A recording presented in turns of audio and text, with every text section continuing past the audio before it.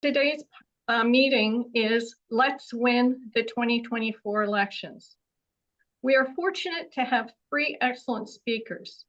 The first two, Kyoko Takayama and Laurie Friedman, will give us an overview on the 2024 elections, and the third speaker, Tracy Weil, will share how to have effective conversations for the holidays and voter outreach.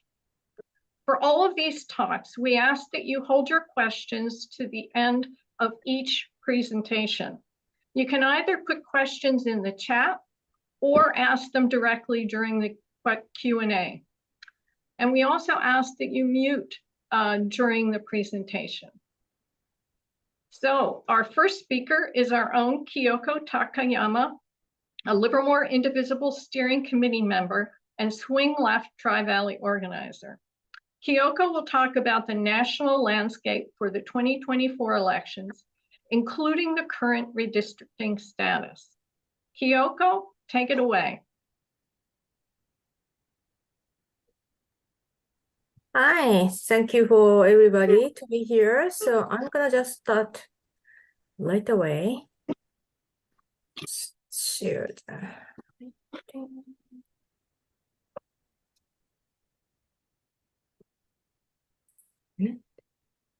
See this?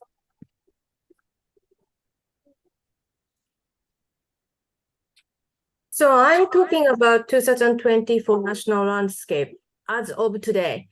This is very important to note. This is as of today because there have been so many changes coming up recently.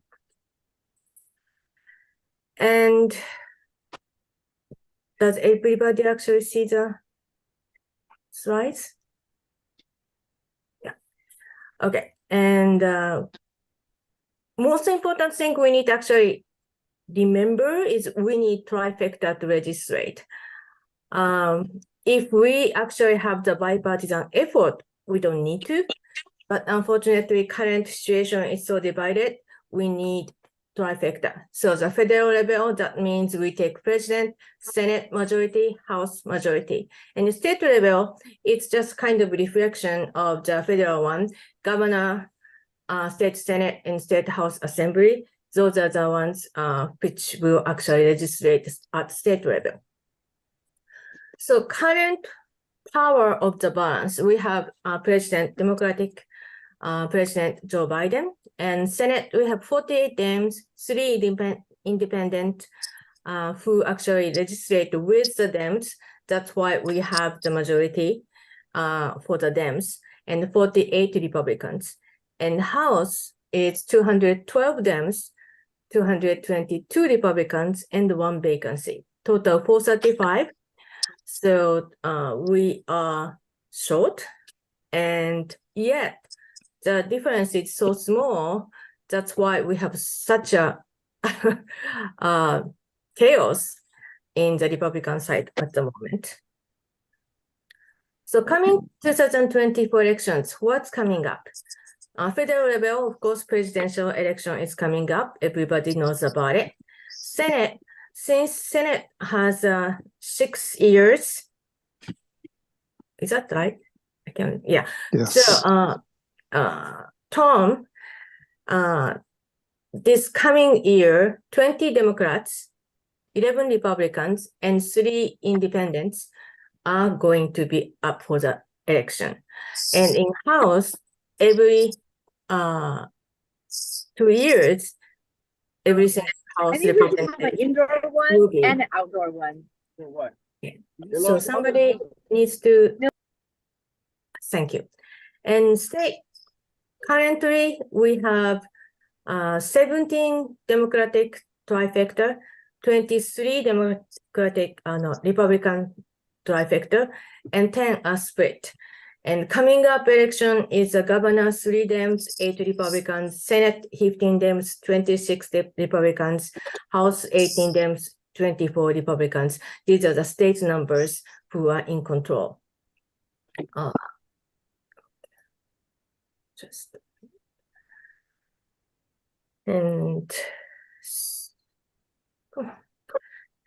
And presidential elections, sorry about that. where do we stand? So we have all 50 states, and since we have electoral college for the presidential election, 270 is needed. So as you can see on this bar, 62 electoral colleges are on toss-up, rated as a toss-up. And those are in the states of Arizona, Georgia, Nevada, Pennsylvania, and Wisconsin.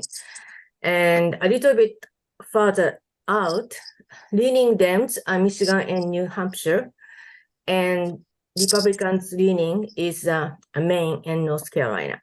So pretty much outside of these states, we do not have much of control because it has been Democrats or Republicans, and voter registration rates will also support it.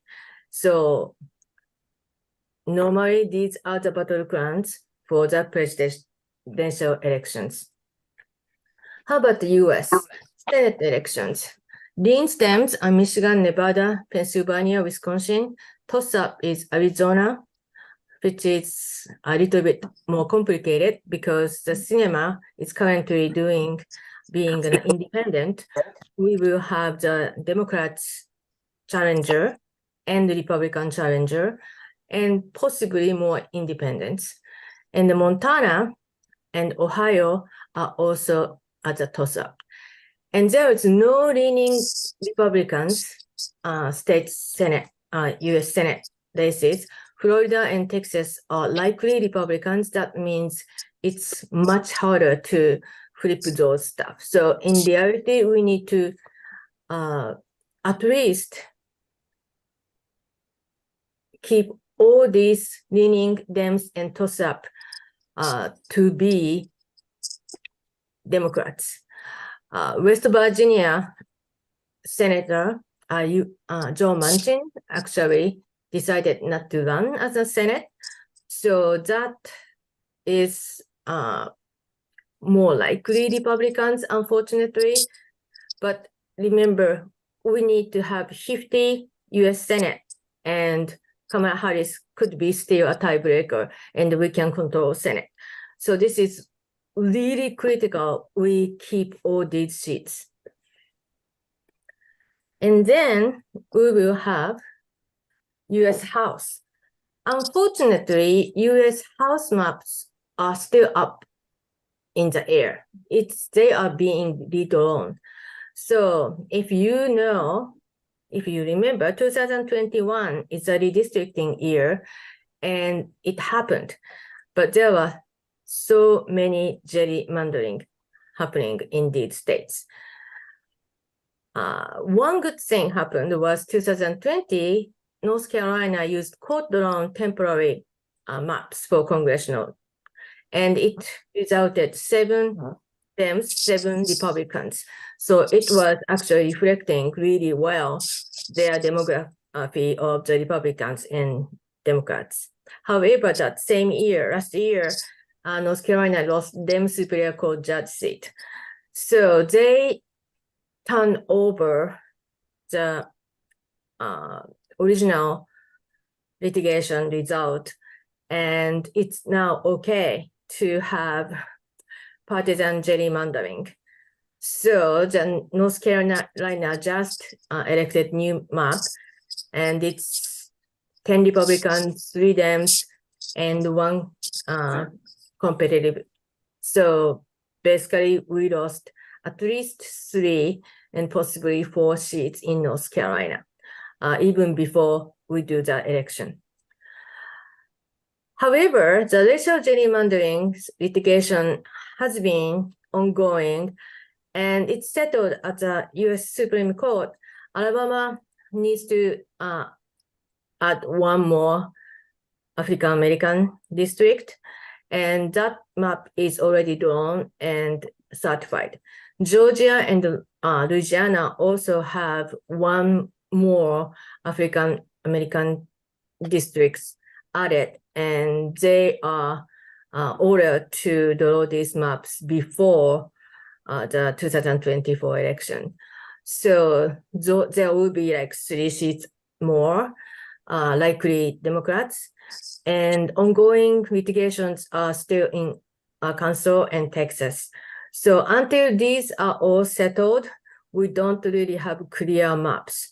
New York is another state who are actually drawing the map. On Tuesday, they have the hearings for the people.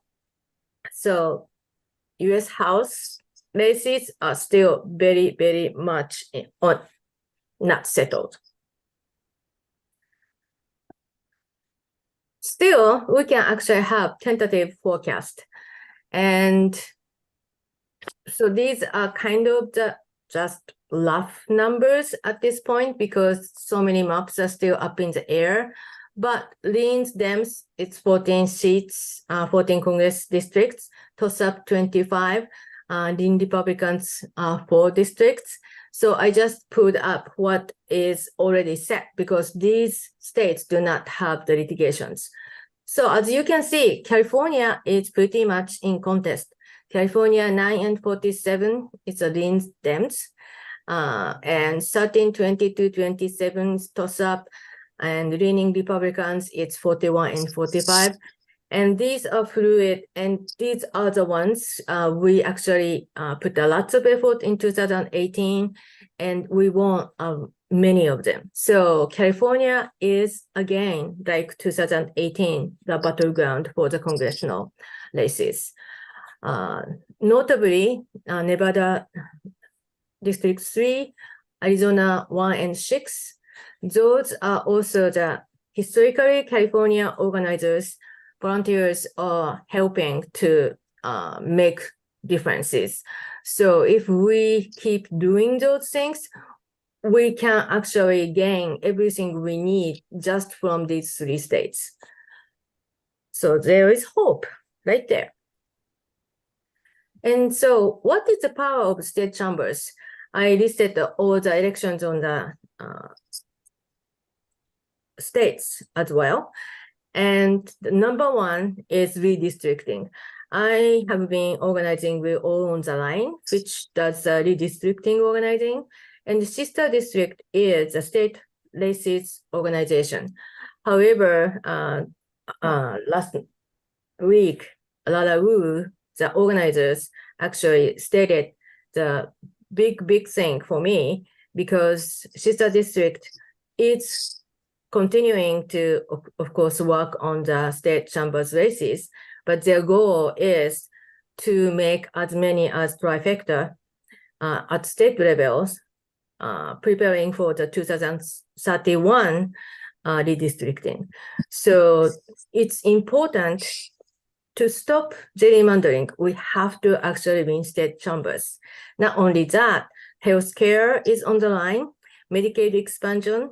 Some of the states are still not expanded because we don't have the Democrats trifecta, and the reproductive freedom are at stake, as we have seen entire this year. And of course, voting rights. These are all decided by state chambers unless we have the registration at the federal level.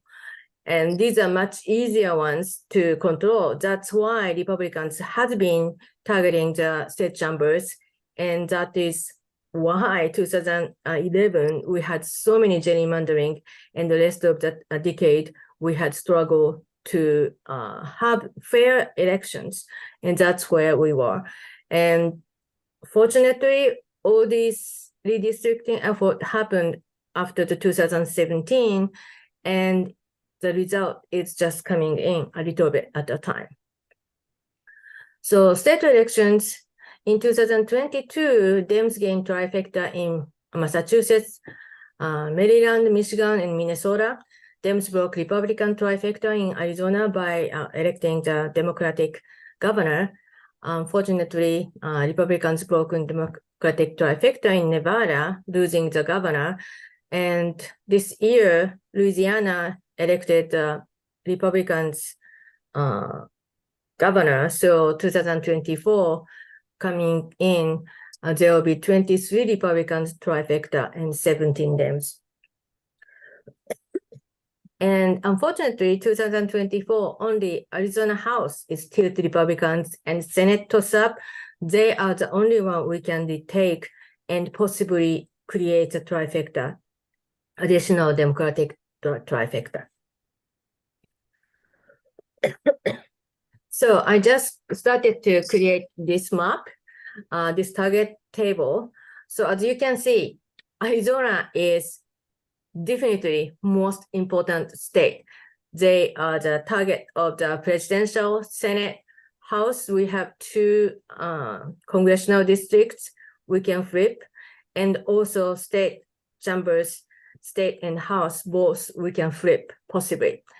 And California's House is very important, and all the other ones, there are, of course, we have to defeat Trump. So presidential elections, super important.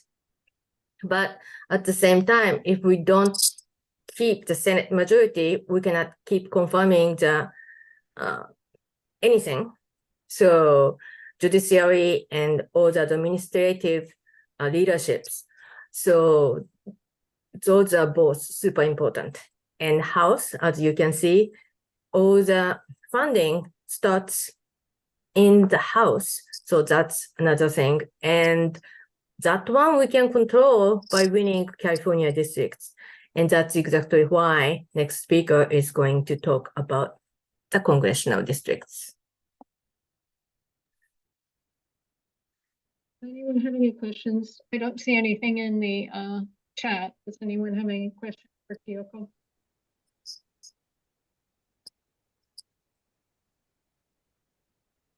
Okay, I think we'll to save time, I think we'll continue on. And thank you very much, Kyoko, for that great information. Now I'd like to introduce our next speaker, and that is Laurie Friedman of Indivisible Marin. Laurie will discuss how the road to taking back the House really runs through California. Within our own state, we have the mechanism and the ability to make a difference. And we in California can oust Mike Johnson. Wouldn't that be wonderful? So Laurie has been a political volunteer for presidential campaigns since 2008 and joined Indivisible Marin in 2017. She joined the leadership team the following year, and in 2022, Laurie took on the formal role of co-electoral advisor, developing strategies for voter outreach and with a focus on California House District. Let's welcome Laurie. Thank you so much, Karen. I'm going to share my screen because I have some slides too. And while Laurie's getting ready, I'd just like to ask everybody to mute themselves, please. Thank you. All right. Can everybody see my screen okay? Thumbs up. Was it work? Okay, great. Thanks. Thanks, Karen, for that great introduction and for the invitation today to come speak to you all. Before I get into the districts, I just want to cover a little bit about California in general. We know that the House was designed by our founding fathers to be a really messy, loud place. It was designed to have very competitive districts as the majority and designed to be able to change hands really frequently. We wanted it to be the place where citizens could hold their elected officials accountable in real time every 2 years in response to things that are happening in their own communities and in the world. Over the past 30 to 40 years, we've seen that number of competitive districts shrink down now to just a couple of dozen. And that's one of the reasons that the House is so dysfunctional, is that most people don't have to run for re-election. They win simply because they have an R or a D after their name. At the same time that was happening, all of the gerrymandering and the decreasing of competitive districts, California underwent a fairly huge demographic change. Every 10 years, we got more and more seats because we were growing so quickly. And especially in the last 10 to 15 years, we've seen an enormous shift of our population into the middle part of the state, as well as becoming just overall much more diverse. And this caused us to have more and more purple states. So as the overall number shrunk and we grew, we became the dominant force in the House. With no more redistricting coming until 2030, and doesn't look like anything on the horizon, we're going to be able to help with the gerrymandering situation. We are going to continue to be the road to the House, not just this year, but really for the foreseeable future. Even if we were able to sweep all of these districts this year, they're still going to be very competitive in the next few cycles. So we are definitely here to stay. The challenges for that are that it is a long road ahead. We're going to be in this situation for a long time. We hope that we're ultimately the answer, but we're going to be working very hard in the next few cycles to keep that road, keep the House Democratic.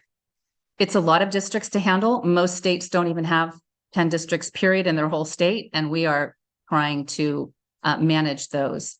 The districts themselves in California are very different. If you look at the districts in New York, they are geographically close together. They have similar demographics and politics. Not the case here. Every district needs to be approached individually in California. They all have really a specific strategy that will work best for them. And then generally in California, messaging is different than the rest of the country. We are pretty secure in our voting rights, in our reproductive freedom, and we have some of the strictest gun control laws in the country. That doesn't mean that a Republican trifecta couldn't take that all away, but it doesn't really resonate with voters. And I think we saw that here in 2022. Reproductive freedom was the issue across the country that brought us great success. We tried it here. It didn't work. Our voters just simply didn't resonate with them. But despite that, we're in a pretty good position next year. We have an early primary date in March on Super Tuesday. New York's isn't until much later in the year, and that might even get moved back further, depending on how their court cases run. Our fields are set. We don't have any redistricting issues. Our candidates have been in place since early in the year. Many of them are repeat candidates from 2 years ago, so we're familiar with them, and they're familiar with what's at stake and how to work.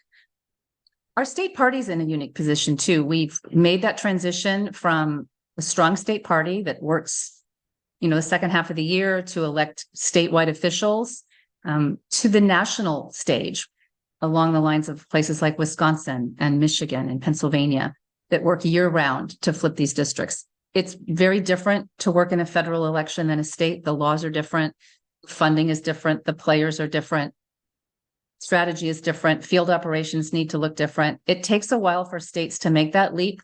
We've done it. We were frustrated with CADEM, our party, for multiple cycles, but they have now gone to year-round organizing. We have outstanding organizers now in each of our districts. They've been doing the work since shortly after the midterms. Another thing we have going for us this year is the general election turnout. We know we'll get a bump. Democrats vote more regularly than Republicans do, so we always have a higher turnout in general elections. But we see that especially in California because as a baseline, we're a low turnout state. Many blue states are like that. There's not a lot of motivation to work in a state that is so blue, but we get that big bounce. And we see that bounce even higher in some of these districts, as much as 6 points. And that's to close the losing margins that we had in 2022. We'll have an interesting Senate race this year, a Democrat on Democrat. That should raise Democratic enthusiasm and give us an even bigger bump. On the finance side, we're seeing some really exciting things that I haven't seen in my many years of working in California. We've always been challenged financially trying to flip House seats here. California is one of the most expensive places in the country to run a race. We have, along with New York, the most expensive media markets. These districts are large. They're complicated to set up field offices in. It takes a lot of money. And we've come up short, to be honest with you, much of the time. To illustrate how important the country now, or how much the country realizes the role that we play, the financing of the Democratic Party has completely changed. We have the House Majority Fund, which is Nancy Pelosi's big super PAC, has pledged $35 million this year into California alone to flip House races, $45 million into New York. There are 2 other large funds that have just been announced recently that will be funding specifically California and or New York. And we anticipate there's more coming. Money will not be the limiting factor for us this year. It's very exciting. We're still raising money for our candidates as usual, but the promise of not running out of cash at the end of the season, I think is very, very exciting. And then lastly, we have an organizing advantage here. We have so many people that live in blue states, all of you on this, or blue districts, you in this call, my group, Indivisible Marin, districts or groups throughout California, Northern and Southern, that don't need to work in their own race, that can go outside. We do work in Senate races, and we have our money and our energy and our volunteer hours ready to support our districts here. And most states don't have that ability. New York is a little bit behind. They weren't really expecting what happened to them last year. They're still in that sort of getting used to their new position as a battleground state. They did not do well last week in the elections there. They have some work to do. But with Jeffries and Schumer, both from New York, I think they're going to get the help they need. But for now, we have that organizing advantage. The question is, where do we work? Where do we put all of our resources? In 2022, we got a little bit greedy. We spread ourselves a little too thin across the state. We were working in 10 districts pretty much with the same parameters. And it didn't work out very well for us. We lost a seat that we should have held in 13, and we nearly lost Katie Porter's seat. So this year, there's been a reorganization of grassroots in California. We are networked now. There's a group called the California Grassroots Alliance that is formed of some of the top indivisibles in the state. And we're going to attempt to provide a clearinghouse, a resource hub for groups to find out exactly where the needs are, communicating directly with CADEM and groups like Activate America to make sure that we're working in the most important areas. And the point of that is really to put out of district resources where they're going to be the most helpful.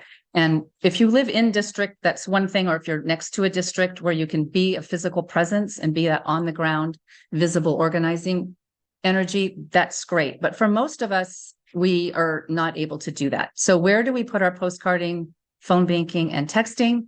We need to make sure that that goes into our toss-up races, because those tactics only work about 0.5% to 2%, a little bit more, and only if you're spreading yourselves out completely across the district. So we want to make sure that we're working in the toss-up districts. That's where our energy and our time are going to be most effective. Okay, so let's get into the districts. This is a map of the California district. Now, Kyoko and I use a little, I think we use a different rating system. I use the Cook report. So some of these numbers are going to look a little different than hers. That's okay. Everybody, by the end of the next year, actually not even next year, by the spring to early summer, all the groups will be more aligned. But right now, this is based on the Cook report. And we have 52 districts in California. 40 of them are held by Democrats, 12 by Republicans. Of the 40 that we hold, really only 3 are not solid. If you had looked at this this map about 10 or 15 years ago, you would have seen just pretty much solid red and solid blue. But you can see where we've made inroads now. This is Orange County. This is and this is the Central Valley. And these were the traditional battlegrounds for the last 10 to 20 years in California. This is where we've seen the most amount of change. Recently, there's some new battleground areas that we're keeping an eye on. The Inland Empire, which starts here and goes out in through the desert area, and then California 3, which is the Sierra area and the Sacramento foothills. We've started to see some shifts there, not as bright red. The Republicans definitely have more to worry about in California than we do. There are no areas of California that are getting redder. They are all getting bluer. The Sacramento area is one of the fastest growing areas in the United States. The new districting in this district has picked up all of the Sacramento suburbs, and that has created this lighter pink area. We don't have voter registration advantages in either California 3 or California 40. Not able to flip them this year, but the party will be there. People that live there will be working there. And as the natural demographic shifts up here into this area, this borders Nevada, where Reno and Las Vegas are. This is a very blue part of Nevada along here, and that's also helping this area turn a little bit more Democratic. And then we have one district here, the last district in Orange County, California 40, that is also still Republican by voter registration. We're not able to flip that this cycle, They need to do a lot more work there, but they are long-term projects. And if we're on this call together in 4 years, we'll probably be talking about California 3 and California 40 as toss-ups. And then we have 2 areas that are considered safe right now for Democrats. Josh Harder's district in 9 near you guys, and then Mike Levin down here in San Diego. Both of these areas are rated by Cook as likely Democratic.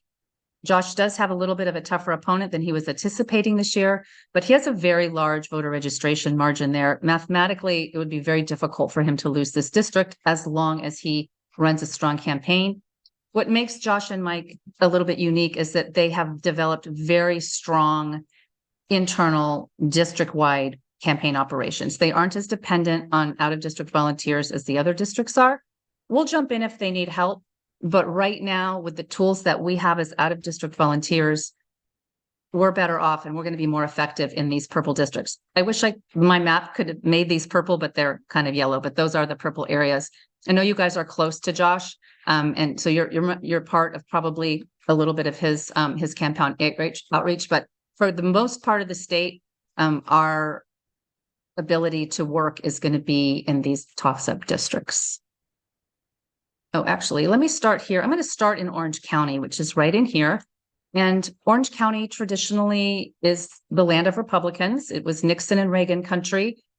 These are not red rural voters. These are very engaged, extremely organized Republicans. This is an area of tremendous pride for the Republican Party. There's a lot of money here and a lot of history. As this area has become more diverse over the years, they have developed a pretty nasty tactic of turning different ethnic groups against each other in this area, and they've been able to maintain control even while losing the voter registration advantage. The first district that we're going to talk about is California 45, and that is the interior part of Orange County. It is an extremely diverse county. We have a voter registration margin there of about +6, but we lose this area consistently in that sort of 4 to 6 point range. It's that lean Republican range. We've not been able to crack it. Our candidate this year, the leading candidate is Kim Nugent-Penaloza. She's a local elected official. This is a large field. There's actually 5 or 6 people running. The next 2 closest competitors to her are 2 attorneys from the area, Cheyenne Hunt and Derek Tran. The challenges that we have in 45 is that we have this very strong incumbent. Michelle is extremely skilled. She is expert at pitting different ethnic groups against each other. She did it quite effectively with sort of an anti-China state approach to Jay Chen and his candidacy last year.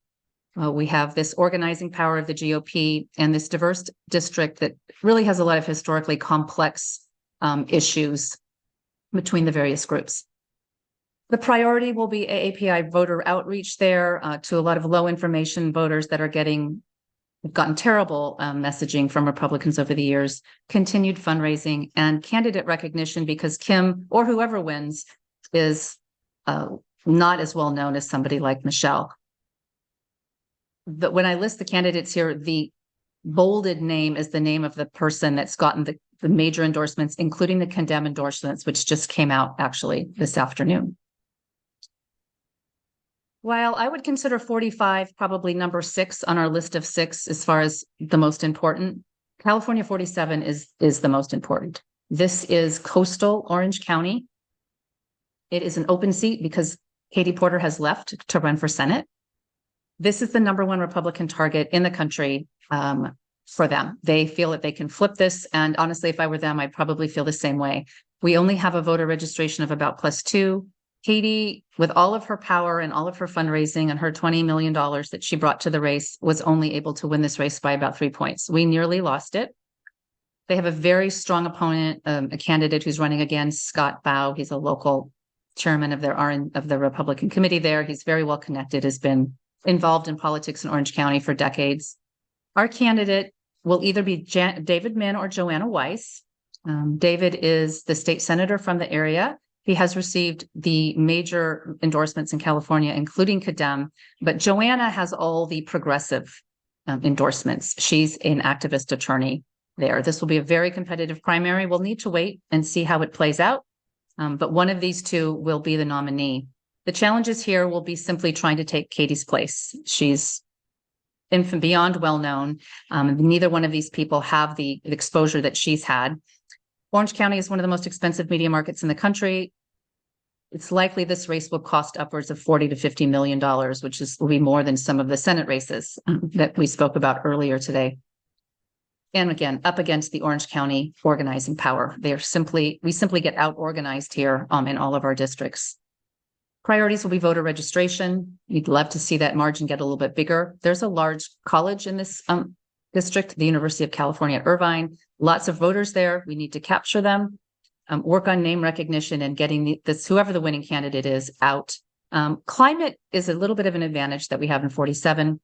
They had a major oil spill there a couple of years ago, and that really has galvanized this area. The environment is a major issue. If you like to work on climate, this would probably be a great issue, a great district to work in. It will be a big issue here.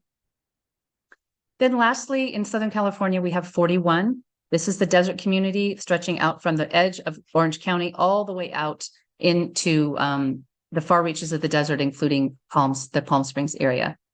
Ken Calvert is the incumbent. He's been there for many years. He's an ultra-conservative. We've done great work in this district over the last 4 years. They have very strong grassroots here, some of the strongest in California. And we have actually a 3,000 person voter registration advantage now. This will be a turnout election expected to be won by probably a couple of hundred or a couple of thousand votes. It'll be that close.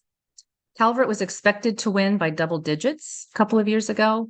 He came in at just 4.5 points, which is a huge disappointment for him and a big overperformance by Will Rollins, who was our candidate. We're grateful that he decided to run again. He's a great match for this district. Palm Springs is one of the most gay-friendly communities in the country, and he is a gay man. He's a federal prosecutor, counterterrorism expert, prosecuted many of the people involved in the January 6th insurrection. He's charismatic. He's brilliant. He would make absolutely a fantastic addition to Congress. We're very excited about him. The challenges that he's going to have will be fundraising. Ken Calvert's been around for a long time. He has a lot of money. The geography of this district is challenging. You can see it's got a lot of fingers and a lot of nooks and crannies. This makes organizing expensive. You need a lot of field offices. You need a lot of staff to reach out here. Will overperformed. He was expected to lose in the double digits, and he almost won. And he felt like if he had more money and had able to reach all of these corners and be a presence in all of these corners, that he would have won. He won in many precincts that are dominated by independent and Republican voters. He really has a far reach with his policies and his law enforcement background. He's just an extremely attractive candidate. The challenges this is a 50-50 district. It will come down to turnout and which side can turn out the most voters. Voter registration is essential here. We need to keep building that margin and to do everything that we can to help him build as many field offices as we can. Okay, so now we're going to go up into the Central Valley. And we had said before how different the districts are. And I think this will illustrate why you can't take the same approach in Orange County that you can take in the Central Valley. The Central Valley is a Democratic voter registration advantage for us. We have double-digit advantages in all of the Central Valley districts, which often surprises people because we aren't able to really win there. We've been able to capture a lot of the state offices, assembly seats, and state senate districts here, but have been unable to so far win and then keep any congressional offices. The districts here are, the problem is that we have very poor turnout. They're some of the lowest turnout areas in the country. And part of that is that the landowners and the business owners in the Central Valley are Republicans. Our base there is young and heavily Hispanic and very economically challenged. This is one of the most poverty-stricken parts of California. I was on a call a couple of weeks ago where someone called it the Appalachia of California. Life is hard here, and a lot of we've been unable to develop a volunteer base there or a donor base. The Central Valley is almost entirely dependent on out-of-district help to win elections. Despite all of that, we still almost won this district back in 2022. Redistricting hit this area hard. Josh Harder left part of this area to run in a different district that he felt was more favorable for him. And it left this area, and that's a totally understandable decision on his part, but it left the area sort of without an identity. They didn't have an incumbent. They don't have strong grassroots there. They don't have anything that's district specific. So it's a bit of an island in that sense. But still, just 564 votes that Adam needed in order to win that election. So this is considered the #1 Democratic target in the country. He will be getting a tremendous amount of support that he didn't get before, financially and otherwise. So California has the #1 Democratic target and the #1 Republican target for Congress in the United States.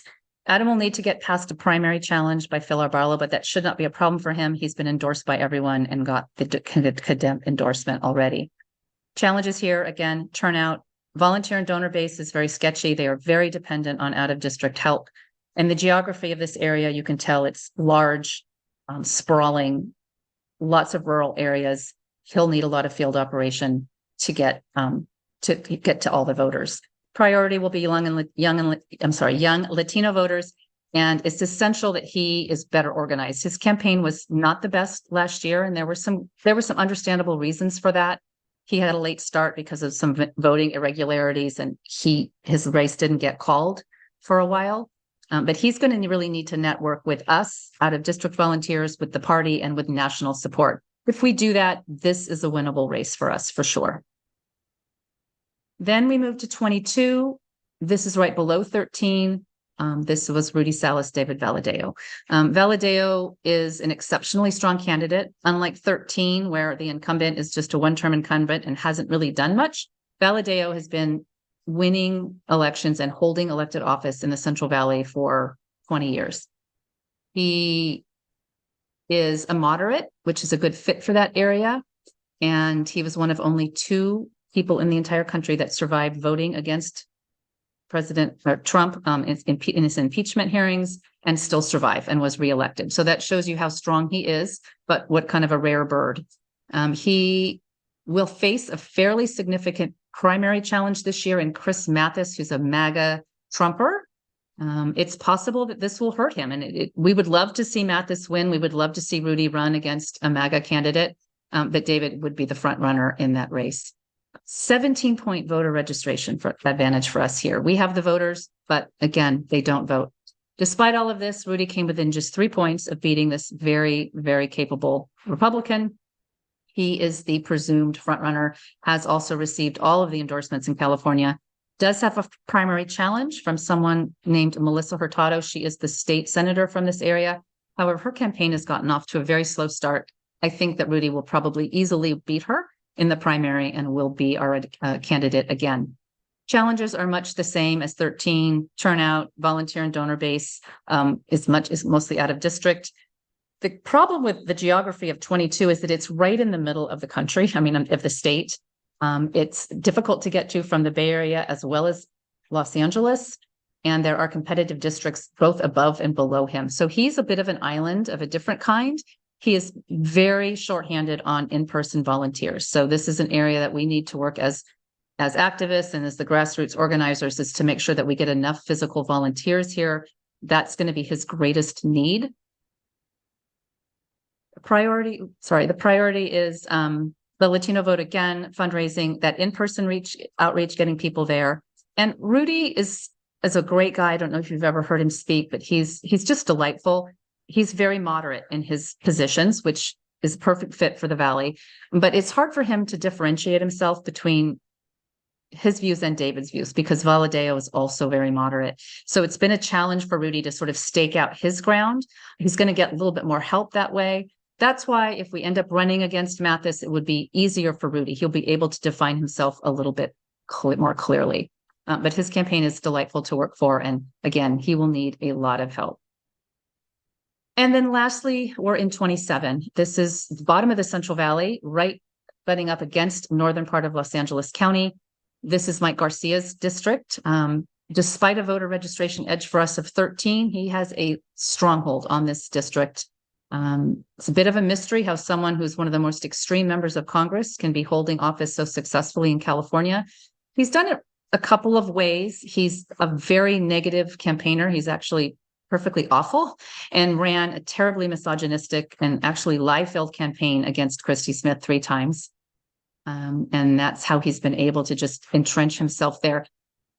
There's been a lot of voter fatigue, I think, surrounding Christy over the years. She just wasn't able to recapture any of the initial votes that she lost the first time she ran, and she ran 3 times. So if she stepped aside, we have a new candidate, George Whitesides, and this race has been reclassified now as a toss-up. George is a self-funding multimillionaire. He's a aeronautical space executive that has brought many jobs to this area through the building of different manufacturing plants. He's very involved in the community. He's very philanthropic. He's never run for office before. So we have a very strong incumbent in Garcia. We have an unengaged electorate, and we have a candidate that isn't well known and isn't very experienced. His wealth could be a plus, but it could also be a negative, depending on how Garcia wants to attack that. If he wants to attack it as sort of elite, out of touch person, we'll see. So this district, we sort of see as a messaging challenge at this point. Finances will not be a problem. We have the voter registration edge. It's really a question of how we can message and present George as somebody who is a better fit for the district. And I think this is going to come down to campaign strategy and making sure that he is got some help with his messaging. We need to re-engage all of the Democratic voters that we have sort of lost over the years in this district. It's a lot of an NPP district, NPP voters and independent voters here. So got a lot of messaging and campaign work. He's up for the task. He's a wonderful man, very intelligent, great to listen to. Unfortunately, we have very strong grassroots in this area, and that will help him tremendously in that. So we're excited. We think this is maybe the year that we can get rid of Mike Garcia. Before I move on to take some questions, if there are any, I just want to cover some voter outreach and how that's going to be handled this year in California. There's some links that I think Karen can drop into the chat, or I can do that in a little bit.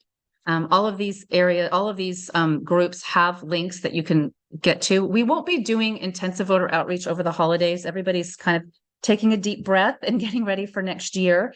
But we'll be starting right again in January. It's very important that we do a lot of voter outreach for the primaries. We want to make sure that people vote. The more people, more likely, if you vote in the primaries, you're statistically much more likely to vote in the general. So even though some of these primaries are sort of a preordained that we know how they're going to turn out, it's really important that we get people excited and get people voting so that can count on that vote next November. The California Grassroots Alliance is a new group that's formed. They are run and developed by some of the bigger indivisibles in California: Marin, Sonoma, Yolo County, the East Bay, Los Angeles, and San Diego. And it's going to be a clearinghouse and a resource for groups, not only to find out a lot about the district, but to help guide them as far as where to work. We're going to be trying to network with the voter outreach distributors to make sure that everybody out there knows where they're most needed at a given moment in time. Right now, our priority is voter education. We are hosting candidate calls. You can sign up on the website. The calls that have already happened, you can listen to the recordings that are there, links to YouTube videos. We're about 45 minutes to an hour, and each of the candidates, even the ones that aren't the front runners, are given a chance to talk, introduce themselves, talk about the districts. And it's just a way for us to get familiar with them as we start to work for them next March. Postcarding will be handled completely by Activate America. Candidates are no longer doing their own out-of-district volunteering. They're pretty much outsourcing it to other groups. And Activate America will be the sole person or the sole group doing postcarding. They're doing some now, and they'll pick it up quite a bit after the primaries. CADEM will be doing texting this year for the first time in all of the congressional districts. That will start. They did a little bit in the fall as sort of a practice test run. They'll be doing more of it once the primaries happen, especially as you get closer to the election, where texting is so effective. Phone banks will be handled primarily by CADEM. Activate America will also be doing them. Candidates may have some of their own, but mostly CADEM. And what's great about this whole list is that we're seeing for the first time a real consolidation of voter outreach where one group is doing that. And that allows that initial list to be tailored and curated over the course of time so that at the end of the year, right before election, the list that they have are the voters that need most contact, that are undecided, that are low propensity, that we haven't been able to reach. So this sort of tiered, curated approach is very effective. And it's nice to see that CADEM has taken that over. You might see phone banks being hosted by the BAC or Swing Left, but most of them will ultimately be connected to CADEM and using that master list. So we'll all be working off that same list. Canvassing will be handled by everybody. That's great. You can never have too many canvassers. Voter registration, CADEM is actively registering voters now in person in all of these districts. Field Team 6 is your source if you want to do remote work with voter registration. And I would recommend 41 and 47 because those districts have that narrow margin. And then last, before I end, I just want to touch on fundraising a little bit, making the point that we can't win this election from our living rooms anymore, like we did in 2020 and 2022. It will be the party that is most visibly present within a district that will win. That will make the difference. And we can't do that, or I can't do that from Indivisible Marin. I have to do remote work. So I'm going to do that, and I'm going to do that where it's most effective in those toss-up districts. But we are encouraging people, if they want to fundraise for candidates and for local grassroots, because that's where they're going to be able to make the biggest amount of difference in district.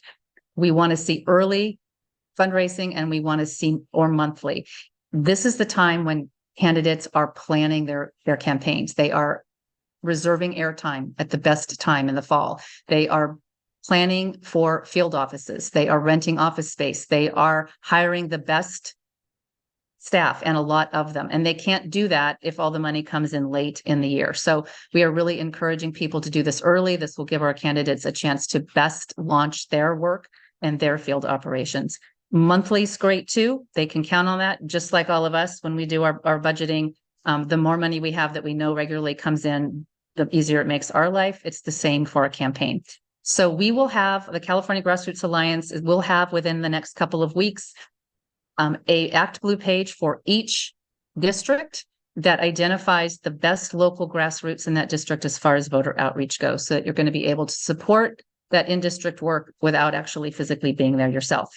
It's great if you want to go. You know, we're really encouraging groups everywhere to do canvassing this year, but this is just a way to help build that infrastructure within the district that we're going to need now that the political part of the pandemic is over.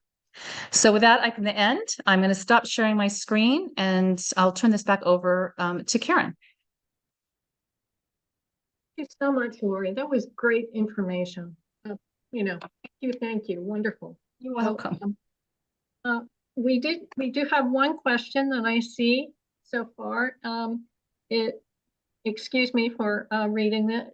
You said something about our tactics are only about 0.5% to 2% effective. What do you mean by that? Great question. Voter outreach research is fast and furious right now. It's been coming in. We did quite a bit of it in the last couple of years.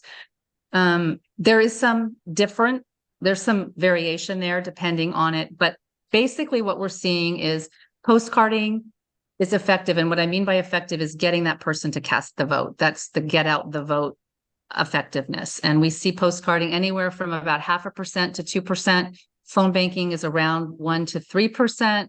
Texting a little bit more. There's a lot of variation there that is too complicated to go into now, but that's basically what we're looking at. But you're only going to see that if you blanket a district. You're not going to see that if you only reach 10% of the voters. You're going to see just a tiny percentage of that. So for us to be effective, for those things to be effective, it needs to be done on a massive scale in a district that's a toss-up, or else you're just not going to see that effect. If you're trying to flip a district that you've got to close 5 or 6 points on, and you put all of your resources there, you're only going to be able to move it down a couple points, still not in the winnable. But if you put all those resources in a district like 13, where you only have to clear 564 votes, you're much more likely to see that be effective and be able to pull home a win. In a perfect world where we had unlimited volunteers, it'd be great. We would be everywhere. But the reality is we spread ourselves too thin and we sort of lose our ability to make an impact. Does that make sense? It's unfortunate, but it's one of the things that we've learned last year. And of course, the other thing now is that it used to have a bigger impact because that's all we did. We weren't out in the communities. We were in our homes winning elections. This year, the Republicans are out in force in all of these districts. They never really stopped. So we need to go back to what we used to think of as old time campaigning, which is knocking on doors. And if you remember back in 2016, Hillary Clinton was criticized. The reason she lost that race is she didn't do any on the ground campaigning in places like Michigan and in Pennsylvania and lost. So it's just really critical, especially in places like the Central Valley, where you really just have to be face to face, or you're just not gonna win. And I think the other flip side of it is that when the whole country, when we all come into an area like Wisconsin's Supreme Court race, or Ohio or Virginia, you see the results in the last year. Not only do we win by a little bit, we win by a lot. We have the power that Republicans don't have. Their base may be very rabid, but they don't do the volunteer work that we do. We have a huge advantage. So when we put all of our resources in the right places where things are really close, we can turn the tide of an election. And maybe we'll have the resources to be able to work in 3 and 4 and have tons to give to Josh and Mike. But right now, people are tired and people are a little bit burnt out, and volunteerism, I think we'll be fine next year. I think we'll be energized, but we just want to make sure that now that we know what works with remote voter outreach, we just want to make sure that we position ourselves in the right place. Great, Laurie, there's another question from Helen. How do you fund the California postcarding efforts, since Indivisible will not? So how does our group do it, Helen? Mm-hmm. That's a great question, because they seem to raise the cost of postage like every other month. We have two programs. We do a little bit of fundraising, not a lot, or our group does not do tons. We run our own. You can work, you can send people directly to Activate America. They can download their own addresses and do everything. But we have a program because we use it as a community building tool, because we have events. And we put a lot of information into our postcarding so people are educated and, engaged in the process. We have an online program where people pay for them themselves. They buy their own stamps and their own materials, and I just send them the addresses and the script. And then we have a packet program also, where for local people that can pick them up, and we pre-make those packets with 10 addresses in each packet, and they have to pay for those. So that's how we spread it across. But all the more reason that we're working in the right places, because postcarding is very expensive. It's very expensive for groups to take it on. And so that's why it's just all the more important that if I'm going to ask somebody to spend their own money, that I'm saying, well, we really need to work in a place like 41 or 13, because that's where you're going to make the biggest difference. I wouldn't send my postcarders to California 3 or to Josh or to Mike or places like that, because I just don't think that it's going to make that big of a difference in those districts. Okay, we do. You're right. It is very expensive. Activate America is an outstanding organization. There are many groups across the country that postcard. The only one that will postcard in the congressional districts is Activate America, and they will also be doing the Senate races. Kyoko talked about, Arizona and Nevada being targets. There are targets too. They're physically close by. We just tend to always work there, but they'll be working in races across the country for sure. But they do a ton of research, and so it's oftentimes when you're writing postcards for them, you are also participating in the research that shows the efficacy of it. And they do a lot of script research. I think that for those of you, I think you guys do a lot of postcarding. You're going to see a lot of social pressure messaging now, which I know people are a little uncomfortable with. I do a lot of outreach around social pressure messaging because it's simply 10 times more effective. But we also postcard when you're postcarding through Activate America, you're postcarding only to low propensity voters and independent voters. You don't want to waste a postcard on somebody like you and me. We should never get a postcard. It's a waste of time and money. The postcarding is only effective with people that don't vote very often. It just hasn't been shown to be effective with anybody else. So you always want to be working with a group, and I'm comfortable now with Activate America as well as CADEM that we are only targeting low propensity voters. We're only targeting those people that don't vote very often. We're not going to be, you guys shouldn't even get a phone call. You shouldn't get you might get a text, because texting is a little bit different, but we really want to be directing our group. And one of the great things about organizing in California is that we've been doing this now for 6 cycles, counting the recall, which, although it was a giant waste of time in the end, was an incredible tool for organizing in California. We learned so much in such a short period of time. We had to go so fast. If you remember how quickly that came onto us and how fast we had to organize. We have some of the best lists of any state there is. We have gone through this so many times. We know who our low propensity voters are. We know who our independent voters are. We know who our high propensity voters are. So we already are starting out right now with really good curated lists. We know right now who we need to focus on. Now, obviously, there's a lot of new voters, and we have to get through those lists too. But we're really far ahead of the game because we've been doing this kind of work now for 6 years. Well, And that's a big advantage over some other states. We do a lot of we've done thousands of postcards for Reclaim Our Vote. And they're excellent. Same thing. Yeah. They don't do it here, but the same thing. Yeah. They are the second. They are actually the original postcarding group.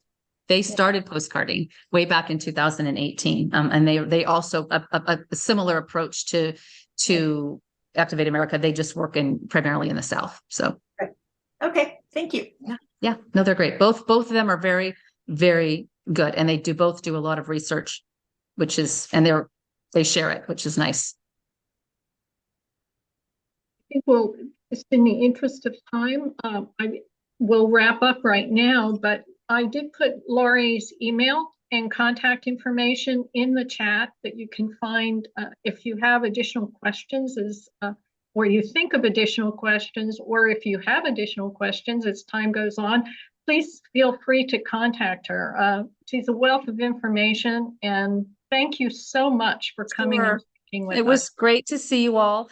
Did you get the links to all of the organizations, or do you want me to drop those in the chat? I did put those in. Okay. Those will not change. If you go next August or September, those links to CADEM and Activate America will stay the same. The link trees that they take you to might be kind of limited right now because there's not a lot going on with the holidays coming up. But they'll be adding to that same link right away after New Year's, because we'll be starting right away. So, and I applaud you guys for doing this in the fall. This is the best time. The best use of your time is to just get information, learn, and then rest up, because it's going to be a wild year. And I would really encourage everyone to look at the grassroots, California Grassroots Alliance, at the interviews and discussions with the candidates. It's a really great opportunity to see the candidates who are running, and also to see who you want to donate money to. So please take a bit of your time and look at the. It just makes it more real, when you're writing a postcard. It's like you can picture his voice, you can picture her face, you can know how they feel about things, and it just makes it a little bit more intimate, a little bit more personal. So I would definitely encourage doing that. And yes, happy holidays. Yes, I'm sorry. Happy holidays to you. I'm just going to wish you all a happy Thanksgiving. I'm going to drop off your call, but please reach out to me anytime. I'm available anytime to answer questions, and good luck to everybody. Well, thank you, Laurie. We really appreciate your time. Let's do this next year. We can do it. Yes, yes. Okay, bye-bye. Bye. Good luck. Okay, now for our final speaker today is Tracy Weil. Tracy is the former Director of Community Engagement for Organizing for Action and worked as a digital project manager on Barack Obama's 2012 re-election campaign. She currently is an assistant professor of architectural design at James Madison University in Virginia. Tracy will discuss why it is difficult to change people's minds and how to use active listening to make an effective conversation, which is certainly extremely timely for the holidays and canvassing for 2024. I follow Tom Nichols, who writes for the Atlantic magazine. And on Friday, I thought he wrote something that I thought was incredibly pertinent to this conversation and this talk today. He said, saving democracy sometimes requires flags and marches and dramatic gestures. For most of us, however, democracy is preserved one day and one conversation at a time. So with the wonderful information that I know that we're going to be getting from Tracy, please welcome her. And we're going to learn how to have one conversation at a time and save democracy.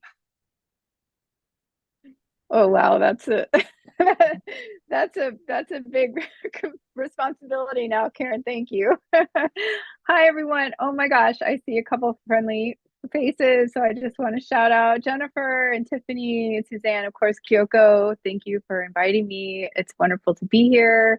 It's been a hot minute since I have done a training, but I did do one with Suzanne. Gosh, maybe it's been like a couple of years now. But anyway, I'm going to go ahead and jump in because it is a little bit packed.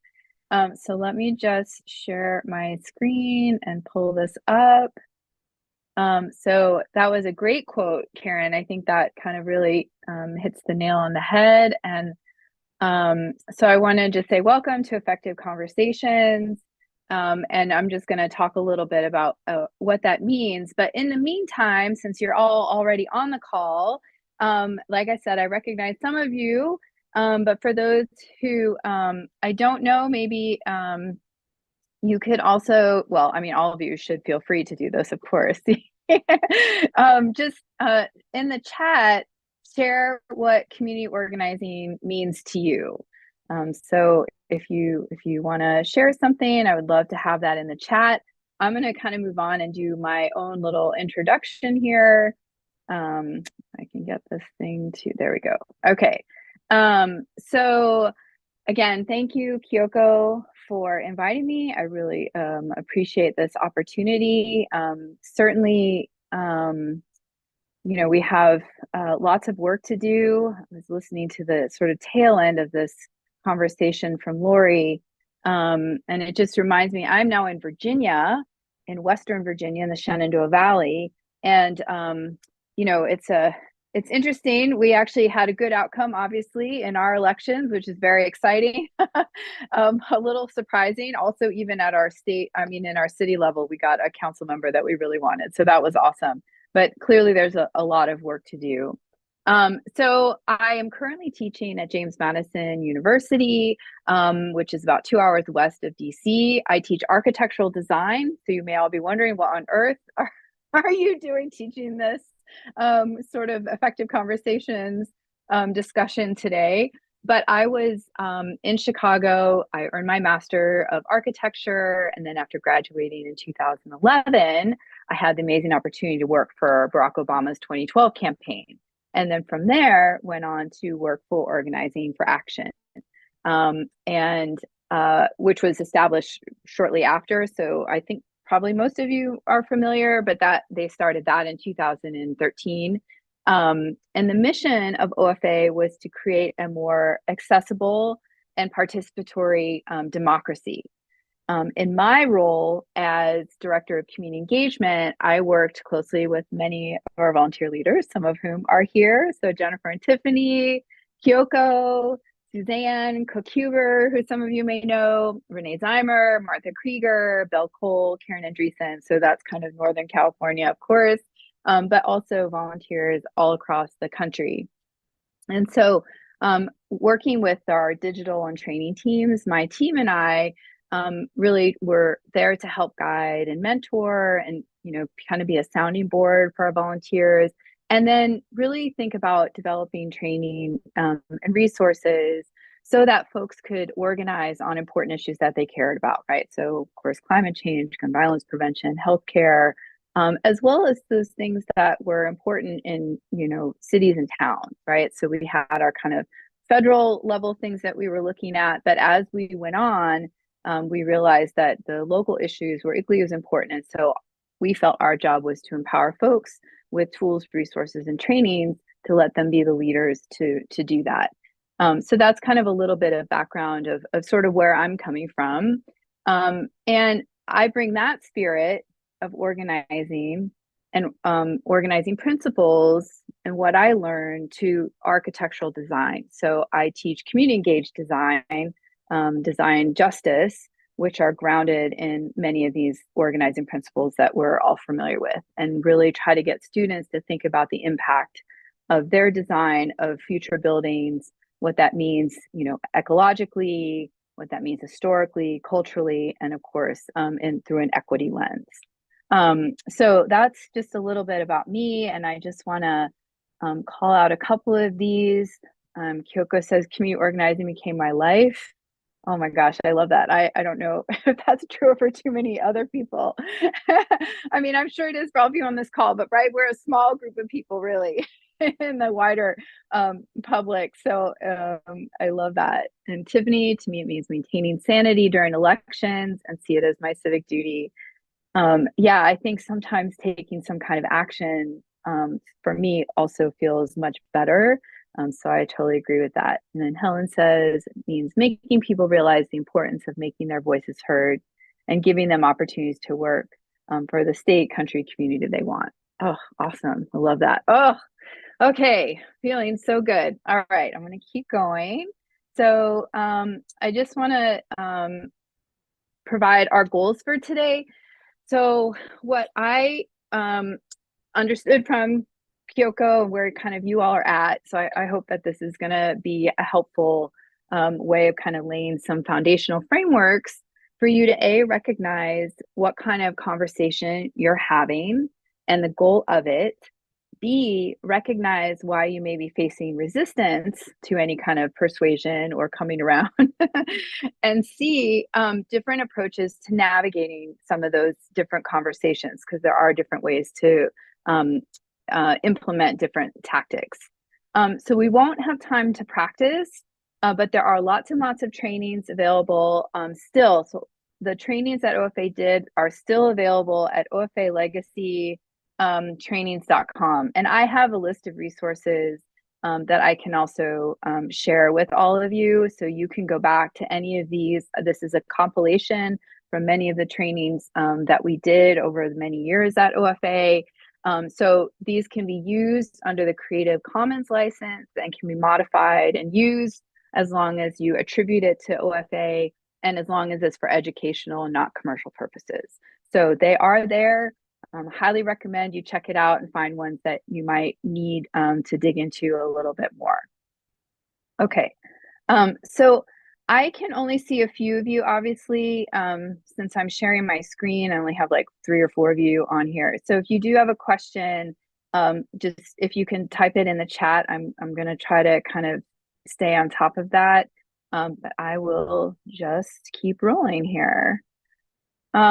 So I really love this quote from, our dear friend Barack Obama. This was from 2009. And he says, organizing teaches, as nothing else does, the beauty and strength of everyday people. Through the songs of the church and the talk on the stoops, through the hundreds of individual stories of coming up from the South and finding any job that would pay, of raising families on threadbare budgets, of losing some children to drugs, and watching others earn degrees and land jobs that their parents could never aspire to. It is through these stories and songs of dash hopes and powers of endurance, of ugliness and strife, subtlety and laughter, that organizers can shape a sense of community, not only for others, but for themselves. Whew. Oh, I miss him so much. So we know that organizing works. It works especially when we take time to build these relationships with people over shared values. And that's kind of the core of what we're going to talk about today. So that sounds great. How do we do it? Right? First, we have to understand why it's so difficult to change someone's mind. And so I'm just going to play this little clip. And I know some of you have, like I said, those of you I'm familiar with have heard this many times before, but it's a good reminder. So I hope, okay, wait a minute. I might have to take my headphones off so you can hear this. Hang on one second. Let me just make sure that's true. Okay, can you all still hear me? Okay. Okay, take a second right now. Can you hear that? Think about this. When it comes to the big hot button issues, I mean, climate change and gun control and abortion rights and school vouchers and affirmative action and Obamacare. Okay, do you know anybody who has changed their minds? I mean, who firmly was on one side of the issue and then they like read a story in the New York Times or they heard something on Rush Limbaugh and now they are firmly on the other side? I'm just going to guess, like, probably not, right? In fact, the opposite happens. There's this thing called the backfire effect. It's been documented in all kinds of studies. It shows that when we're confronted with evidence disproving what we believe, generally we just dig in and we believe it more. And the rare times that people do change, it's slow.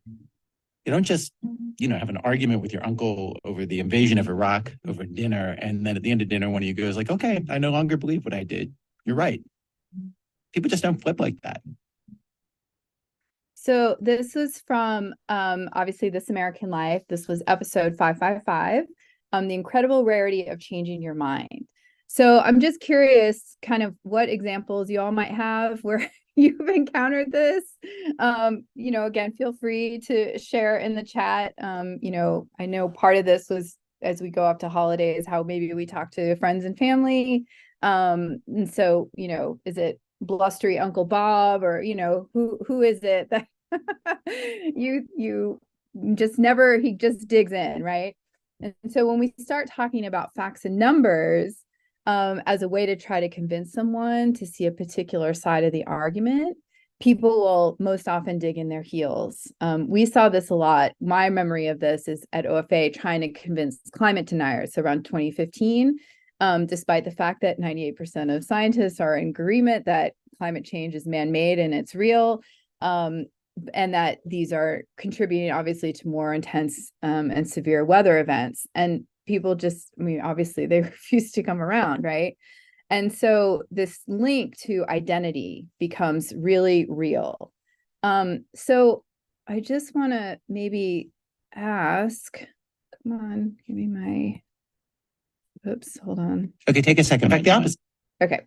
So why do you think it's so difficult to persuade someone to change their mind? So we just said identity is one, but what are some other thoughts maybe that you all have that maybe weighing in on this? People want to win. Yeah. Yeah. Anybody else have any thoughts? Sometimes people invested a lot. Yeah. I mean, those things can also kind of go hand in hand, right? Yeah. So there's a few challenges to persuading someone. And the first one is personal anxiety. Yeah, Tiffany says like they've lost family, friends over beliefs. It's hard to admit you're wrong. Oh, that's a good one, Kyoko. Yeah. So personal anxiety is a big one. When we talk about opposing points of view, we're tapping into values and experiences that people hold really deeply. And it might be a source of anxiety to confront or change such tightly held beliefs, right? They're tied to our identity and the way that we walk in the world. There's also interpersonal differences, right? We all orient ourselves to the world differently based on our personal experiences. When conflicting values clash because they're coming from different orientations, it can make it hard to find common ground, which is, really what we're looking for here. The third is a fractured political context. And I know when we wrote some of these trainings, it seemed fractured then, so now it just seems that much worse. Obviously around politics, serious challenges to persuading someone to a point of view. It's hard to have a conversation when we don't have shared facts and sources because we can't find that common ground, which leads to more polarization and entrenched positions. And the ask can be challenging whether you're delivering it or receiving it. So if it isn't a good rapport and a good connection by the time it comes to making the ask, then it doesn't feel real or authentic, and it can be really hard for someone to kind of really be on board. And then there's kind of the flip side. If you're on the receiving end of the ask, you're sort of waiting for it to come and trying to figure out how you're going to try to say no, right? We're all just so busy. And so it's like, oh my God, there's just another thing I have to think about. And so that can kind of go both ways. So I'm just a couple things, some personal experience, probably negative. Yeah. And yeah, we're going to talk a little bit about some of that, Christine. I think that some like best practices and tips that can hopefully avoid some of those negative contacts so that folks have a more positive experience and will be more open for continued conversations. And then Helen says everyone around them believes the same and they're traders if they've changed it and they really believe it.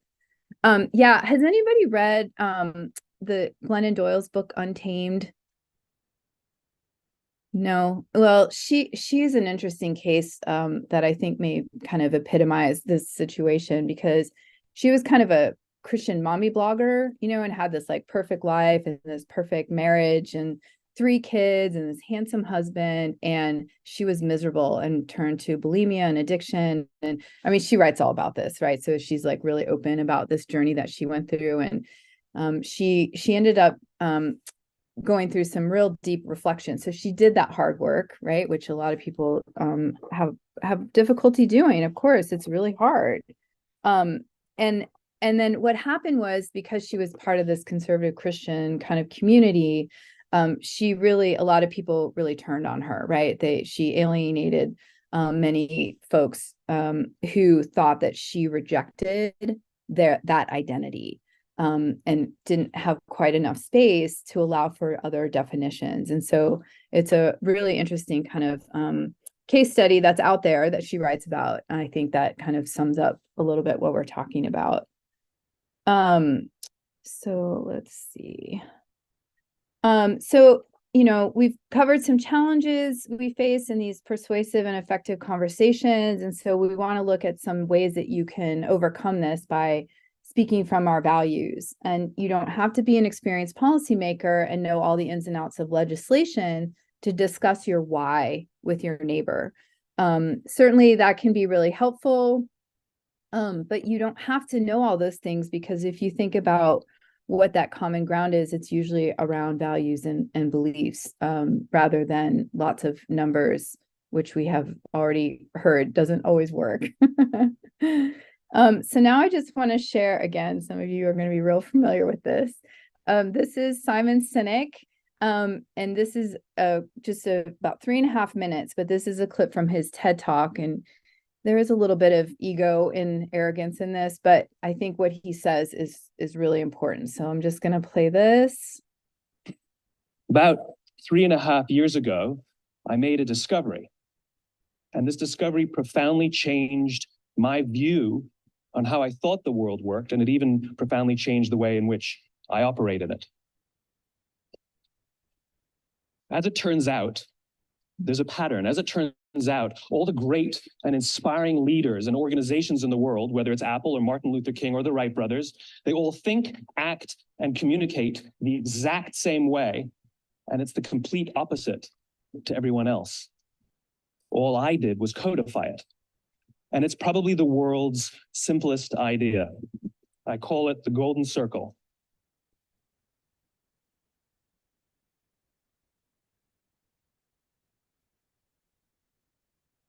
Why, how, what?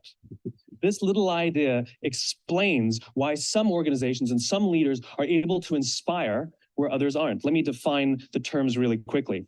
Every single person, every single organization on the planet knows what they do 100%. Some know how they do it, whether you call it your differentiating value proposition or your proprietary process or your USP.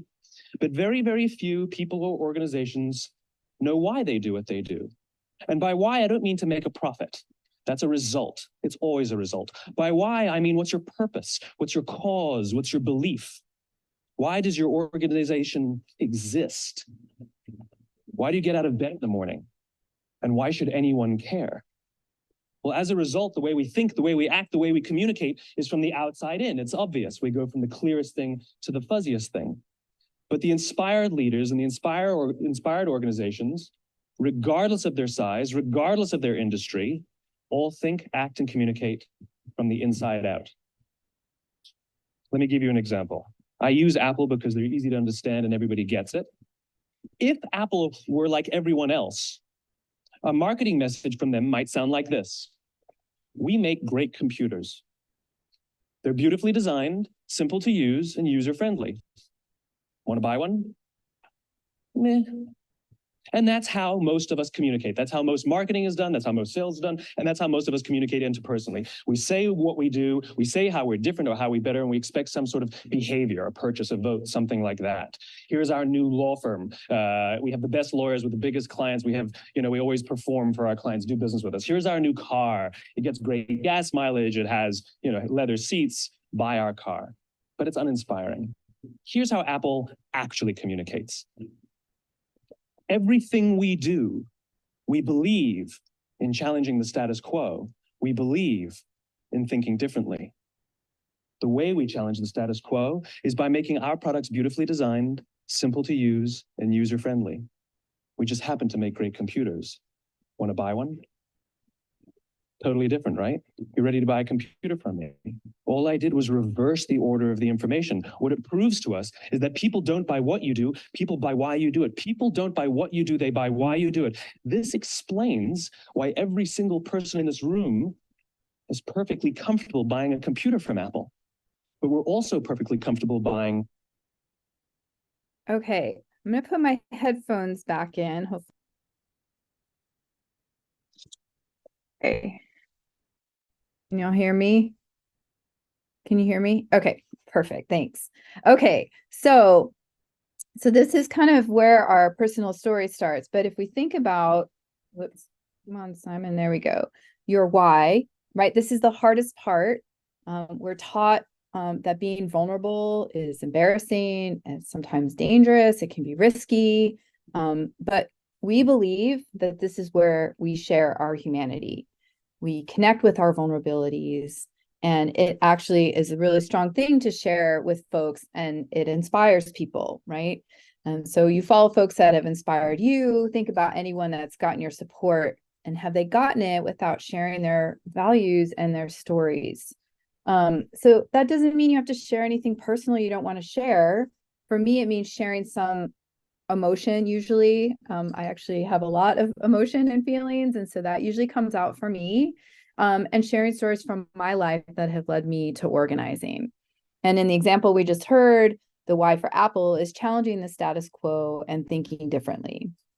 And so if we think about your how, it's your roadmap, right? It's your plan. It's the vision of how the why comes into the world. It's the why actualized. And again, if it's rooted in your values, which are grounding your why, then all of that should feel aligned. And again, the example that he uses for Apple is that they're making products that are beautifully designed, simple to use, and user-friendly.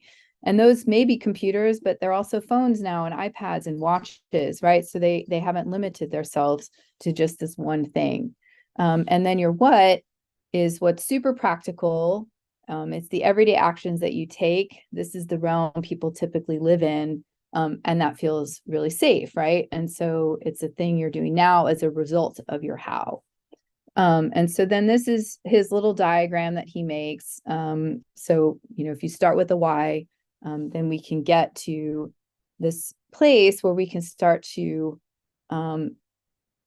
find that bridge that we are trying to get to, right? And so how do we apply this framework to community organizing? So when you know your why, it enables you to reflect on your values, connect with neighbors, to spark different kinds of conversations.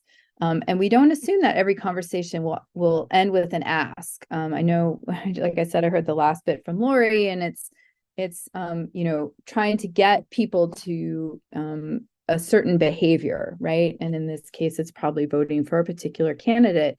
But sometimes you have to establish that rapport and back up before you can start making that ask. And that's really what we're trying to talk through today. And so if we ground the work in our values, and we think about what that might look like, here's a few. So this is a lot, big list here. This is not everything though. And there is a really great exercise where this list comes from taproot.com. And there's an exercise that will help you kind of winnow down some of the core values that are most important to you, and then ultimately get you to 3 or 4 that you can turn into statements. And those become sort of ways that you operate in your life.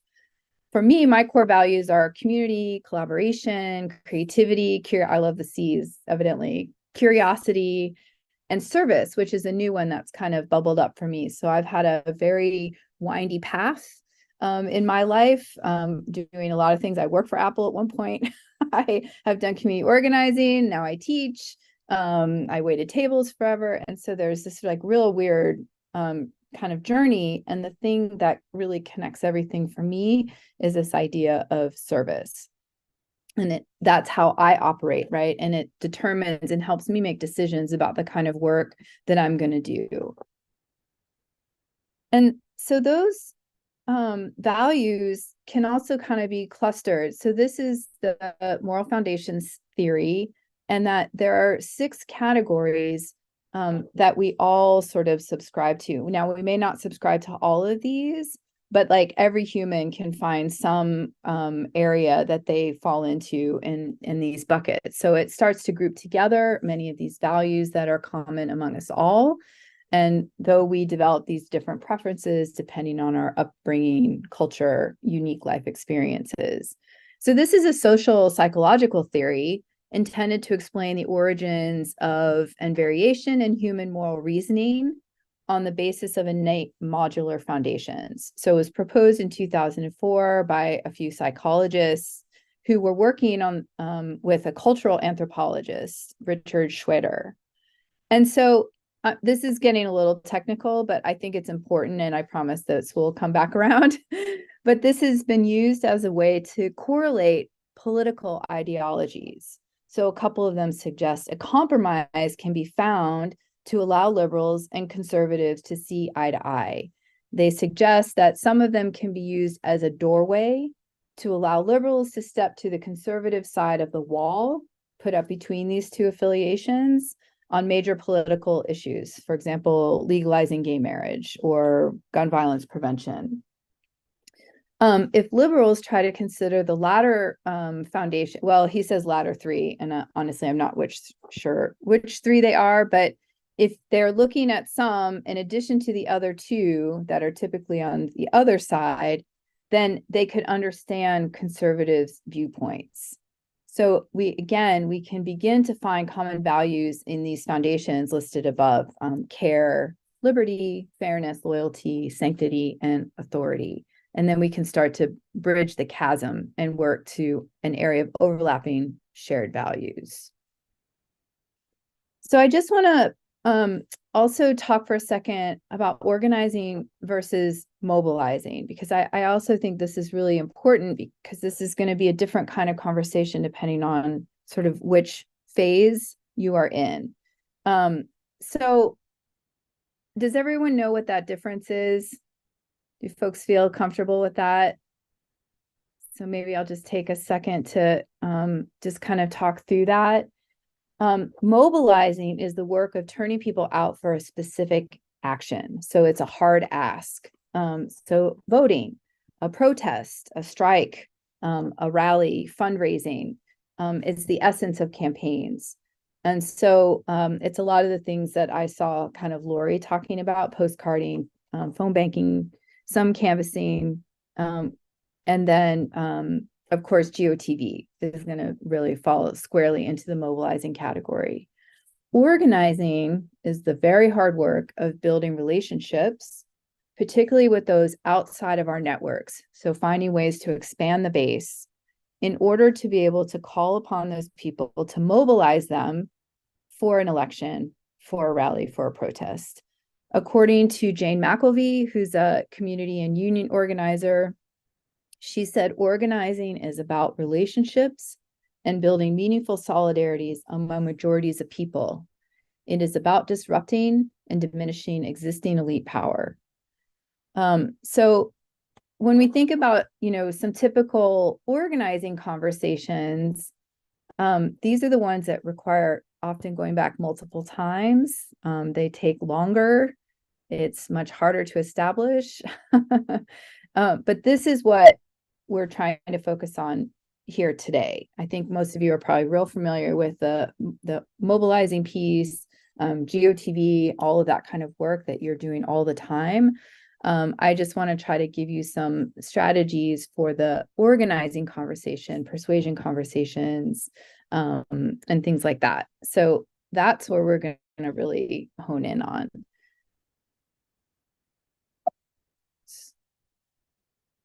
So there's several ways to have productive conversations: finding ground through sharing your personal story. There's a practice called motivational interviewing, or some of you may know it as deep canvassing, to encourage individuals to figure this out on their own, where these conflicts are within maybe how they're acting and what their core values are, and effective listening and being genuinely curious. So personal stories are very powerful. And I'm curious if, hold on, I just have to reload this. I have my notes over here on my iPad and it just froze on me. Has everyone been able to craft their personal story? Have you all at some point in your organizing journey had a chance to do that? Spend time really developing. I see Jennifer nodding her head. I hope so.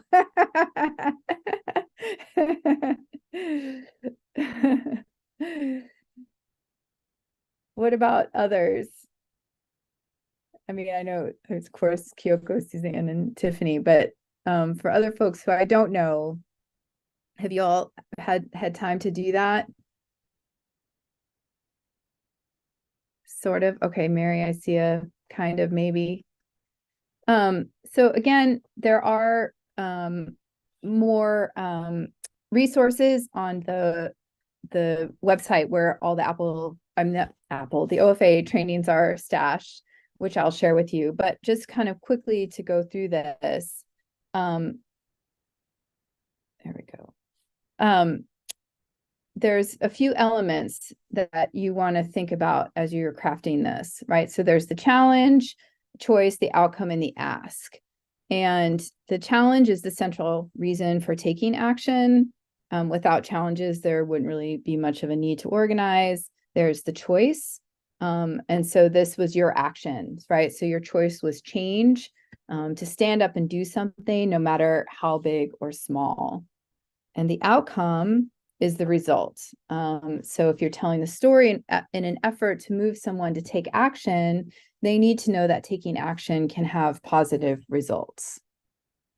Whoops.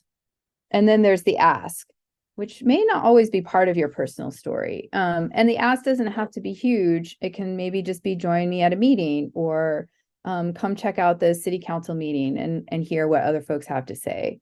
But it also doesn't have to be an ask. It could just be to establish a rapport. And again, kind of starting to set the groundwork for finding these shared values. So another tactic is effective listening. And so we have to start with listening. To make real change happen, we need to be equipped with listening skills to make others seen, known, loved, and pushed even. Otherwise, when we talk, no one will listen. And so research has shown that by listening effectively, you get information from the people you're talking to. You increase others' trust in you, and you reduce conflict. You better understand what motivates others, and you inspire high levels of commitment. And so, again, maybe going back to kind of what Laurie was saying and all the work that needs to happen is that in order to be as effective as we can, if we do some of this organizing and have these effective conversations now, then that group of people, we can get them to mobilize, right? And so then we have higher level of commitment. So the problem is we don't listen as well as we think we do. And we believe we communicate effectively, but on average, we only listen with about 25% efficiency and often can't repeat back what we have heard. And there's a lot of things that come into play. There's multiple conversations happening at once. We're distracted, we're unfocused, maybe we're uninterested. We have phones now, and we have iPads and computers and headphones and all of our technology that is always demanding something from us. I am 100% guilty of all of these, but I would say the worst one for me is this next one, that I've already formed a reply. So someone's talking to me and they say something and I am like, oh, well, no, that's not right, or whatever. And I'm going to respond back. And so I'm formulating my reply. Meanwhile, they're still talking and I have completely ignored whatever else they've said. And possibly they have even in that time, surfaced a contradiction in themselves. And so that we want to try to listen and hold anything in terms of a reply, some kind of response, some kind of catching out. We want to think about our own prejudice and bias. Of course, we all have it. And so just, recognizing that is something that we all are bringing to these conversations, and just, being as cognizant of it as possible. So it's a skill, effective listening. It's not easy to do. It has to be practiced. It requires self-awareness. But if the desired outcome is stronger relationships, which I think is the goal, to lead to building stronger community, and then this leads to change, then this is kind of what we need to be practicing.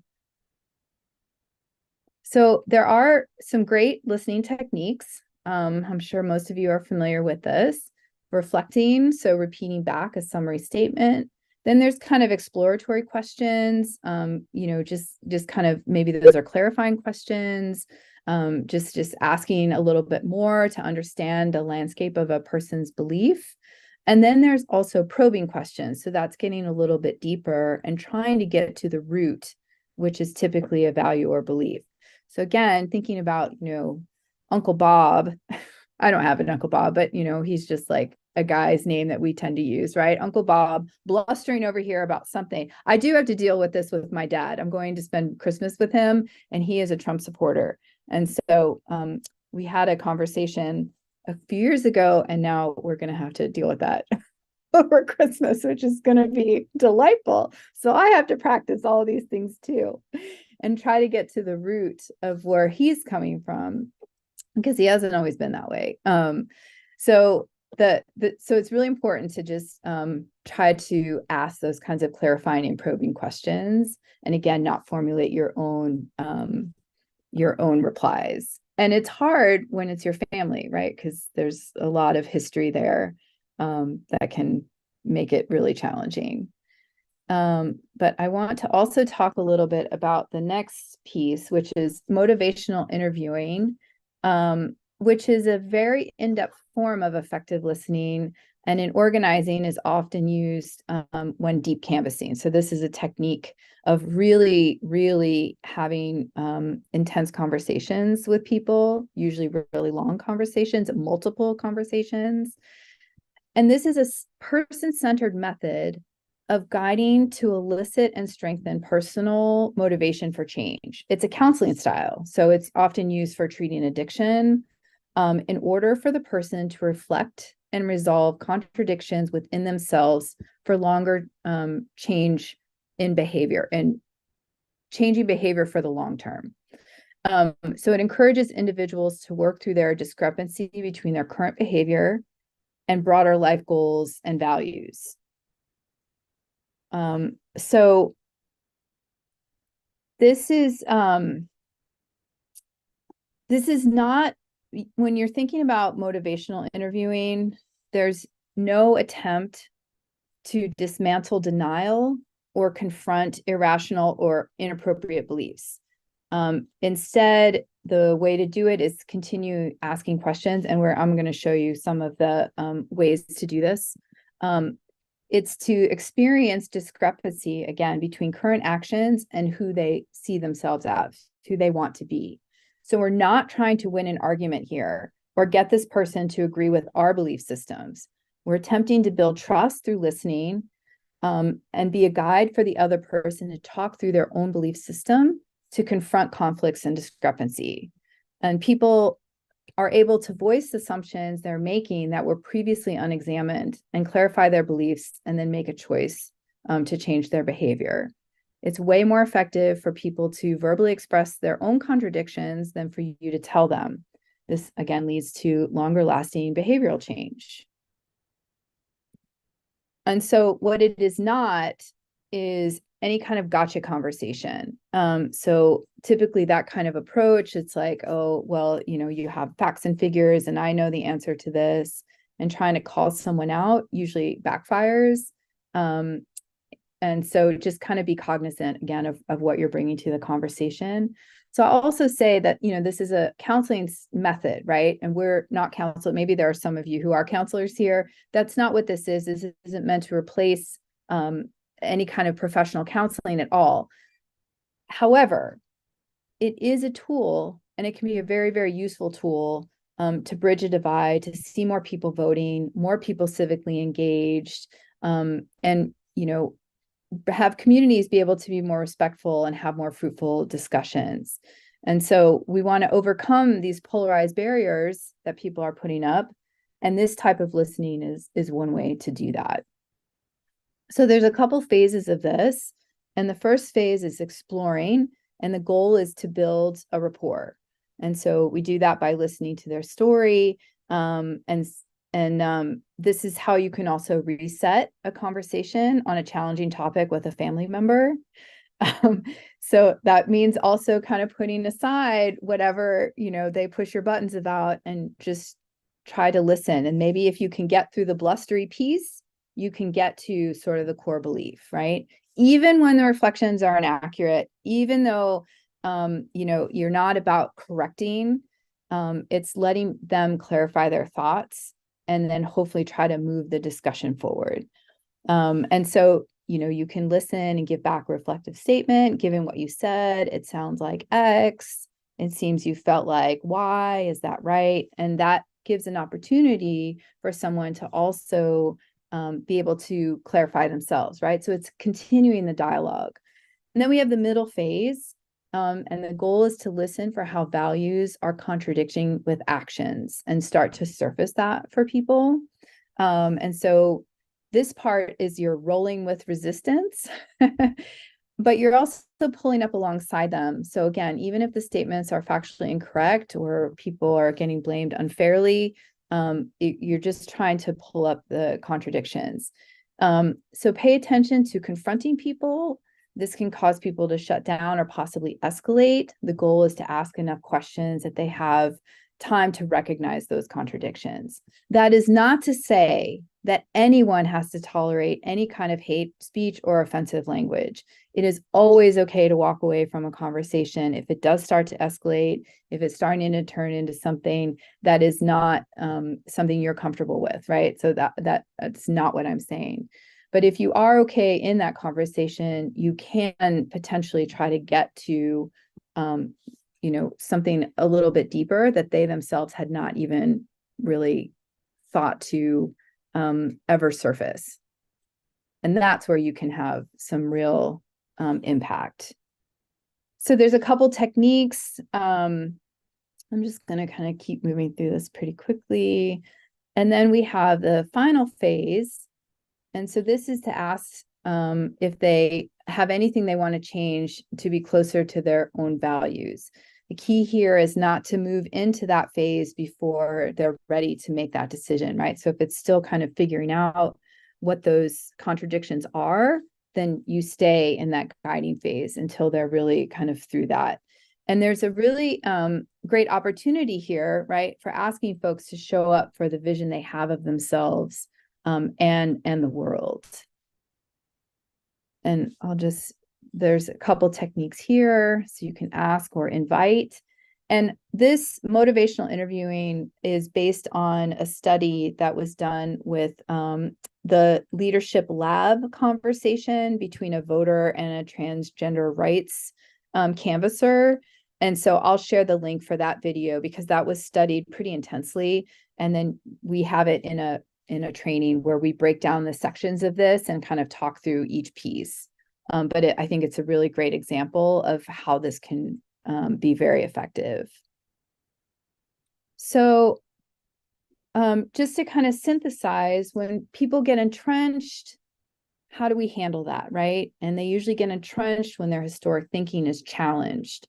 It's much easier to retreat to their position than to change their position, as we have kind of talked about a little bit earlier. If it's tied up in identity, then it's also maybe tied with a particular community. And so if you change that identity, then you're also potentially breaking with this community that you have been around for a long time. And that is a really hard thing for a lot of people to deal with, right? Or it's the other way around. Maybe they want to join this movement because there is some kind of identity or community. And so that's where people get entrenched, right? And our opinions or politics have become who we are. And so what we want to do is connect on these shared values and remember that organizing is a long game. It's a slow process. Big change is slow, but there are frameworks that you can use with relationships you're building, with relationships you're going to start, and with, even really close ones with friends and family and coworkers. So just helpful to kind of manage expectations that some of these conversations won't be done in 1, 2, or 3 times. It could be 5, 6, 7, 8 different conversations that you have with someone, and these could be quite long. And so depending on kind of like what the program is and where you're at, then you would apply the different tactics, thinking about what you need to do in order to get these folks mobilized in the time that you have. So just some other kind of things to be thinking about. You want to try to be curious, right? So asking probing questions without judgment, without an agenda. And that can also be really hard for organizers. We're all spread so thin. The capacity is really difficult. Resources are not, just infinite. And so, there is an agenda, but in the organizing phase of some of this, right? So even starting that work right now, it can be really helpful to not have an agenda, because that's really one way to really get folks to open up to you. There's a great example that I have from some of you guys remember Suzanne Trask in Colorado. And she had told me once that the Colorado Democratic Party, they were going out to knock on doors kind of during a, early phase in the cycle. And so they just wanted to hear from folks. And so they had one question. And the question was, what do you care about? And so they go up, knock on the doors. And if someone answered the door, because, a lot of people don't answer the door, then they were, kind of armored up, like, what do you want? Well, how can I help you? And the question was, what do you care about? And the responses that they got was amazing. People were surprised by this question, that there was no, further agenda. And they got some amazing responses, and they would go back to people. Maybe they couldn't talk right then, right? The dog's barking, kids are crying, whatever, but they were able to go back and then have those conversations with folks. So, I just thought that was such a great thing, and kind of wondered why everyone didn't do that at some point in the process, to really understand what it was that people were most interested in. So you have to understand your why and be genuinely curious about your neighbor's why. You want to think about being non-judgmental, be loving and full of grace. Use their language. People want to be seen and heard, and so they want this sense of belonging. And so if you kind of repeating back, then again, it's starting to build this rapport and a trust, that you're listening to them. And then we want to be a little bit cautious about kind of bucketing experiences. Your experience is not others' experiences. There may be some crossover and some similarities, but we never want to assume that we all have the same experience. We're all informed by our identity, our different factors about where we grew up, our families, and things like that. And so then you can be more expansive, right? And so acknowledging folks, hearing them, and really listening, rather than kind of reducing it down to like, oh yeah, I know what that is. Not that anyone would say that, but in our minds, we tend to do that, and because it's expedient and we have a lot to do. And then the last things I would say is practice, practice, practice. This kind of work can be vulnerable and hard. I don't know if y'all are familiar with Brene Brown, who also knows Glennon Doyle, but she has made the practice of vulnerability, the study of that, and really brought it into more mainstream as a way for us to connect. So if we're willing to set aside our ego and agenda, it can be amazing where you can find space for powerful conversations that you didn't expect. This is especially true with people we know and love. And, so again, maybe try let Uncle Bob go on for a minute, and then you can practice and see what happens. I'll report back after my Christmas with my dad, let you know how it goes. So I think maybe, it's almost 6:30, but I think maybe a couple questions, I hope. And I see think there is a question on the chat from Christine Kanzo. Do you see the question? Yeah. So Christine says, clarify more about organizing and mobilizing. It seems members of an organization like Livermore Indivisible has organized around progressive principles. More or challenge is mobilizing to action. Any specific advice? I'm not sure what, Christine, do you mind, can you talk? Would you mind just clarifying a little bit what you mean? And you're muted. It's kind of a chicken or which is first, chicken or the egg question,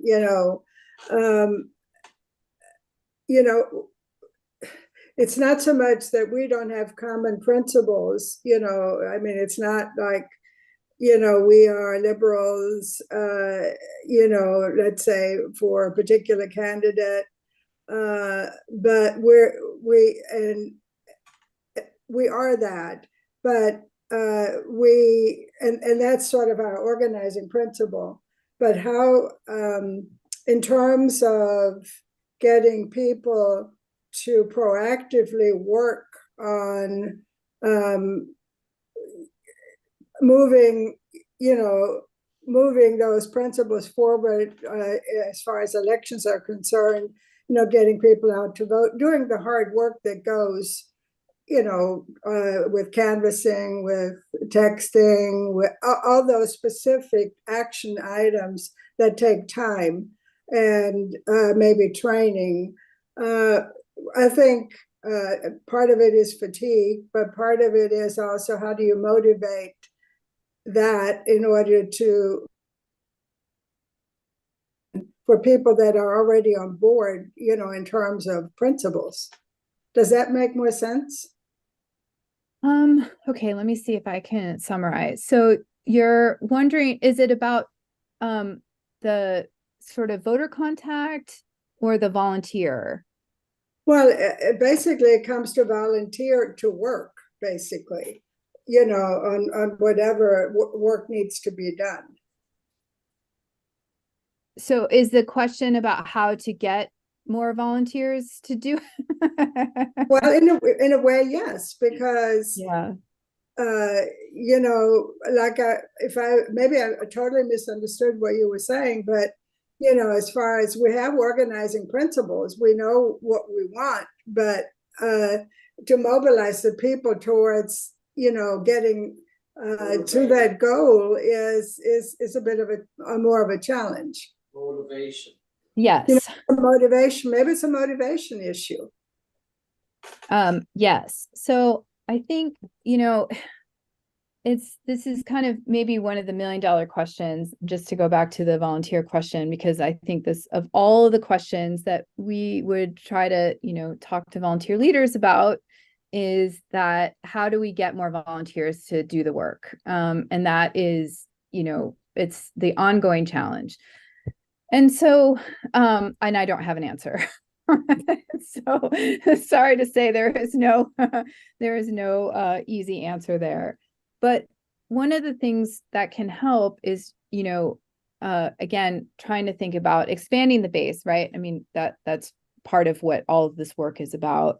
And maybe that's the ask, right? Is getting people to, I mean, we have the ladder of engagement as well, right? When we're talking about campaigns, we kind of start folks off with something that's a little easy, and hopefully then, maybe they get really invested because it's around an issue that they care about. And maybe there's a candidate over here who supports, abortion rights or climate change and clean energy or whatever it is.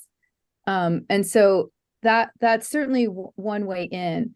I think, and tell me if this is helping, because I may still be misunderstanding your question, but I think the idea is that any of these sort of different ways of having effective conversations can be used in any of those scenarios. So it can be used to try to, talk to new volunteers, right? Find out what they care about, and then, try to bring them in and ask them to, do some volunteer work, whatever they're comfortable with, whatever they have time to do. And it can also then be for voter contact ahead of the sort of GOTV kind of period. So that when it's time for GOTV, in theory, a lot of this other groundwork has been laid, and there's a whole group of people over here you've already talked to, how they're going to roll. And so then there's kind of the next phase of like, okay, here's another subset of voters who maybe we just need to get them to make a plan. So it, there's no easy answer here, and it really depends on your sort of overall game plan and who it is you're talking to. So I don't know if that answered your question. It helps. I mean, it's a multi-step process, and I think the conversational techniques that you were going over certainly are applicable to that. So thank you. Of course. One more quick question, if anyone has a question.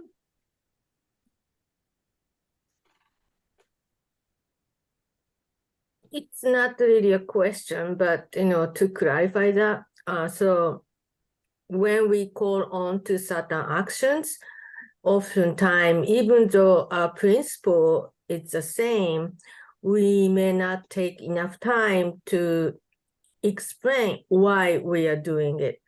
That limits, and it takes time, but when people actually understand why we are organizing in each actions or each campaigns, when we take time why we are doing it and how we are doing it, and then the last part is actually coming out and doing things, that makes easier. So that means, we just cannot say, well, you are Livermore Indivisible, so why don't you come over doing this and that? We have to actually spend time talking to people and understand what they want to do and why we are doing this, and make that relationship. And once it happens, it's easier for people to come out. So having organizing principle is not exactly the same as actually we are organizing. Does it make sense, Christine? Yes, it does. Thanks, Kyoko. That was beautifully summarized. So I'm not sure we have too much time to debrief, but if anybody has any kind of thoughts around this or conversations you might try to have over the holidays and with who. And Mary, raise your hand. Hi, Mary. Hi there. Well, I have a son in Brooklyn, and this year I think I am his Uncle Bob. And I would like to, well, the background is that yesterday we had a 2-hour-long texting exchange. His academic background is Middle Eastern studies, and he is horrified by what's going on in Palestine. And he has extremely strong feelings about it.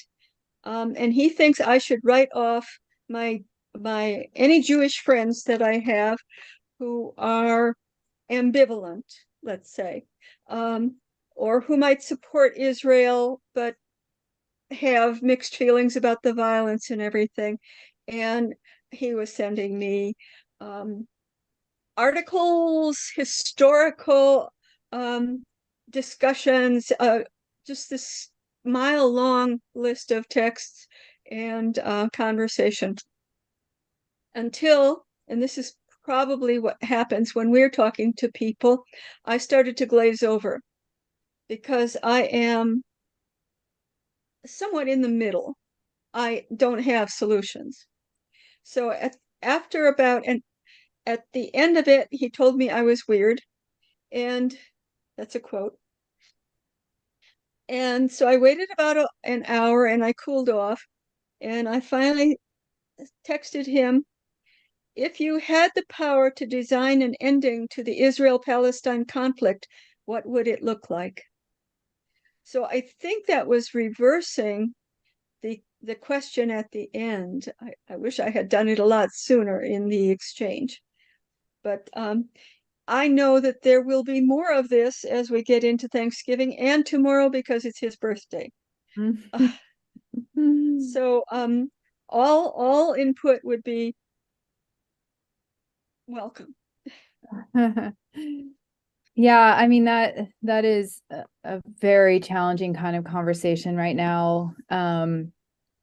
I don't even know where to start with that, but I think maybe it was a good idea that you waited. You know, I needed to do that with my dad, right? So I told you he was a Trump voter, and he was kind of that mad Trump voter. It was like really weird because he was sort of attacking me. So I felt like I needed to cool off and then come back to him and tell him what I needed from that conversation. And so, you know, I think you do need to do what you need to do. Again, I think especially with people that we know and we kind of get fired up with each other. But it's really challenging, but maybe there's a way to ask some of these probing questions and, you know, just kind of get to what is the core belief for him. And then you could share yours as well. And, you know, you may not come to a center, right? But maybe at least you could allow each other to have those, you know, those values in a really just the most challenging situation right now. Thank you. Of course. Jennifer, hi. Thank you so much. This was fabulous. You know, Tracy, as I was listening to you, I was thinking about how Tiffany and I have been running these persuasion forums once a month in our chapter for the last year. And, you know, we've adopted a lot of the techniques, whatever. And still, to this day, our people, when confronted with it, we do practicing. And we did do a Middle East conversation practice, by the way, Mary. When confronted with the voter who says, no, I'm going to vote for Trump or whatever, they want to say you're wrong and here's the facts. Still, after all the training that we have done, so I just want to say it takes a long time and we're not going to lose hope. We're going to keep on working on saying, no, you have to love people from the get-go. You have to tell people basically, you know what? You're right. You have to have that feeling in your heart in order to get to the point where you can move forward on values. Thank you so much for this. Yeah, thank you. Appreciate that. I think that's a beautiful way to end this because I think we do have to continue to care for each other. 100%. Yes. And I know you're all working so hard. So I hope you find time for, you know, your own self-care and care for each other through all of this because we need that too. So again, I have some links. So I'll share this with Kyoko and she can share it with all of you. And, you know, if there's more work that we can do together, let me know and maybe we can do a practice round of one of these if that would be of any interest. So thank you all so much for having me and I wish you a wonderful holiday and yeah, good luck with all of your election work. I look forward to seeing it. I'm going to be recruiting folks out here so we make sure we get a better turnout. Thank you. Well, we don't have a governor's race this time, but yeah, next time. Yeah, thank you so much, Tracy. It was excellent. And we'll definitely keep it in mind and maybe do a practice session to follow up on this. I did, if you're interested in sharing this video with folks, I did put the the Livermore Indivisible YouTube channel link out on the chat. And I want to thank our three amazing speakers today, Kyoko, Laurie, and Tracy. Thank you very much. It was excellent. Our January meeting, which will be January 21st, is going to be a forum hosting the candidates for our California Senate District 6, which is centered in Stockton. We are no longer having Steve Glazier anymore.